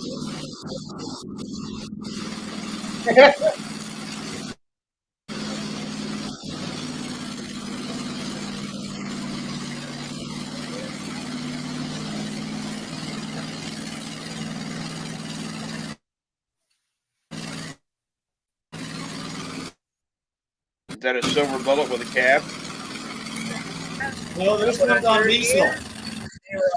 8291 was 310, maybe 312. And you were? I put her in at 370 feet in the sand pond. The only mistake I made, I didn't put her in the registration book.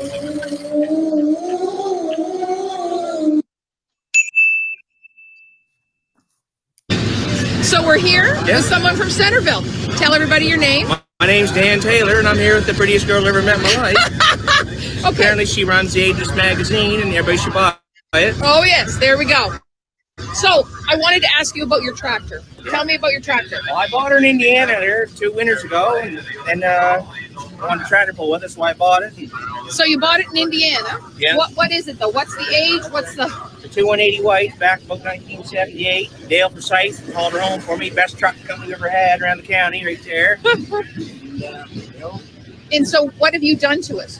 Oh, I put the twin smokers on her like the old days, like father and them used to pull years ago. Okay. Got the V8 pattern, 3208 cab. Okay, I want you to talk this way, only for the fact that they probably can't hear you because there's lots of noise going on. So we're going to restart? No, we don't have to restart, but tell me, so it's the white, what is it? It's a white 180 white. 180 white. And you bought it what year? I bought it 2 winters ago. 2 winters ago? From Indiana.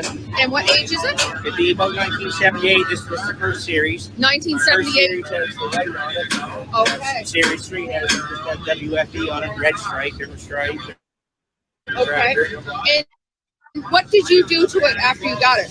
Well, before she ever got unloaded off the tractor trailer, I sent the engine operator to on her. In terms of what you did today, what class were you in? I was in the 18,000 pound yesterday and the 16,000 pound today. Come a little closer because it's getting a little noisier. So yesterday, how did you do?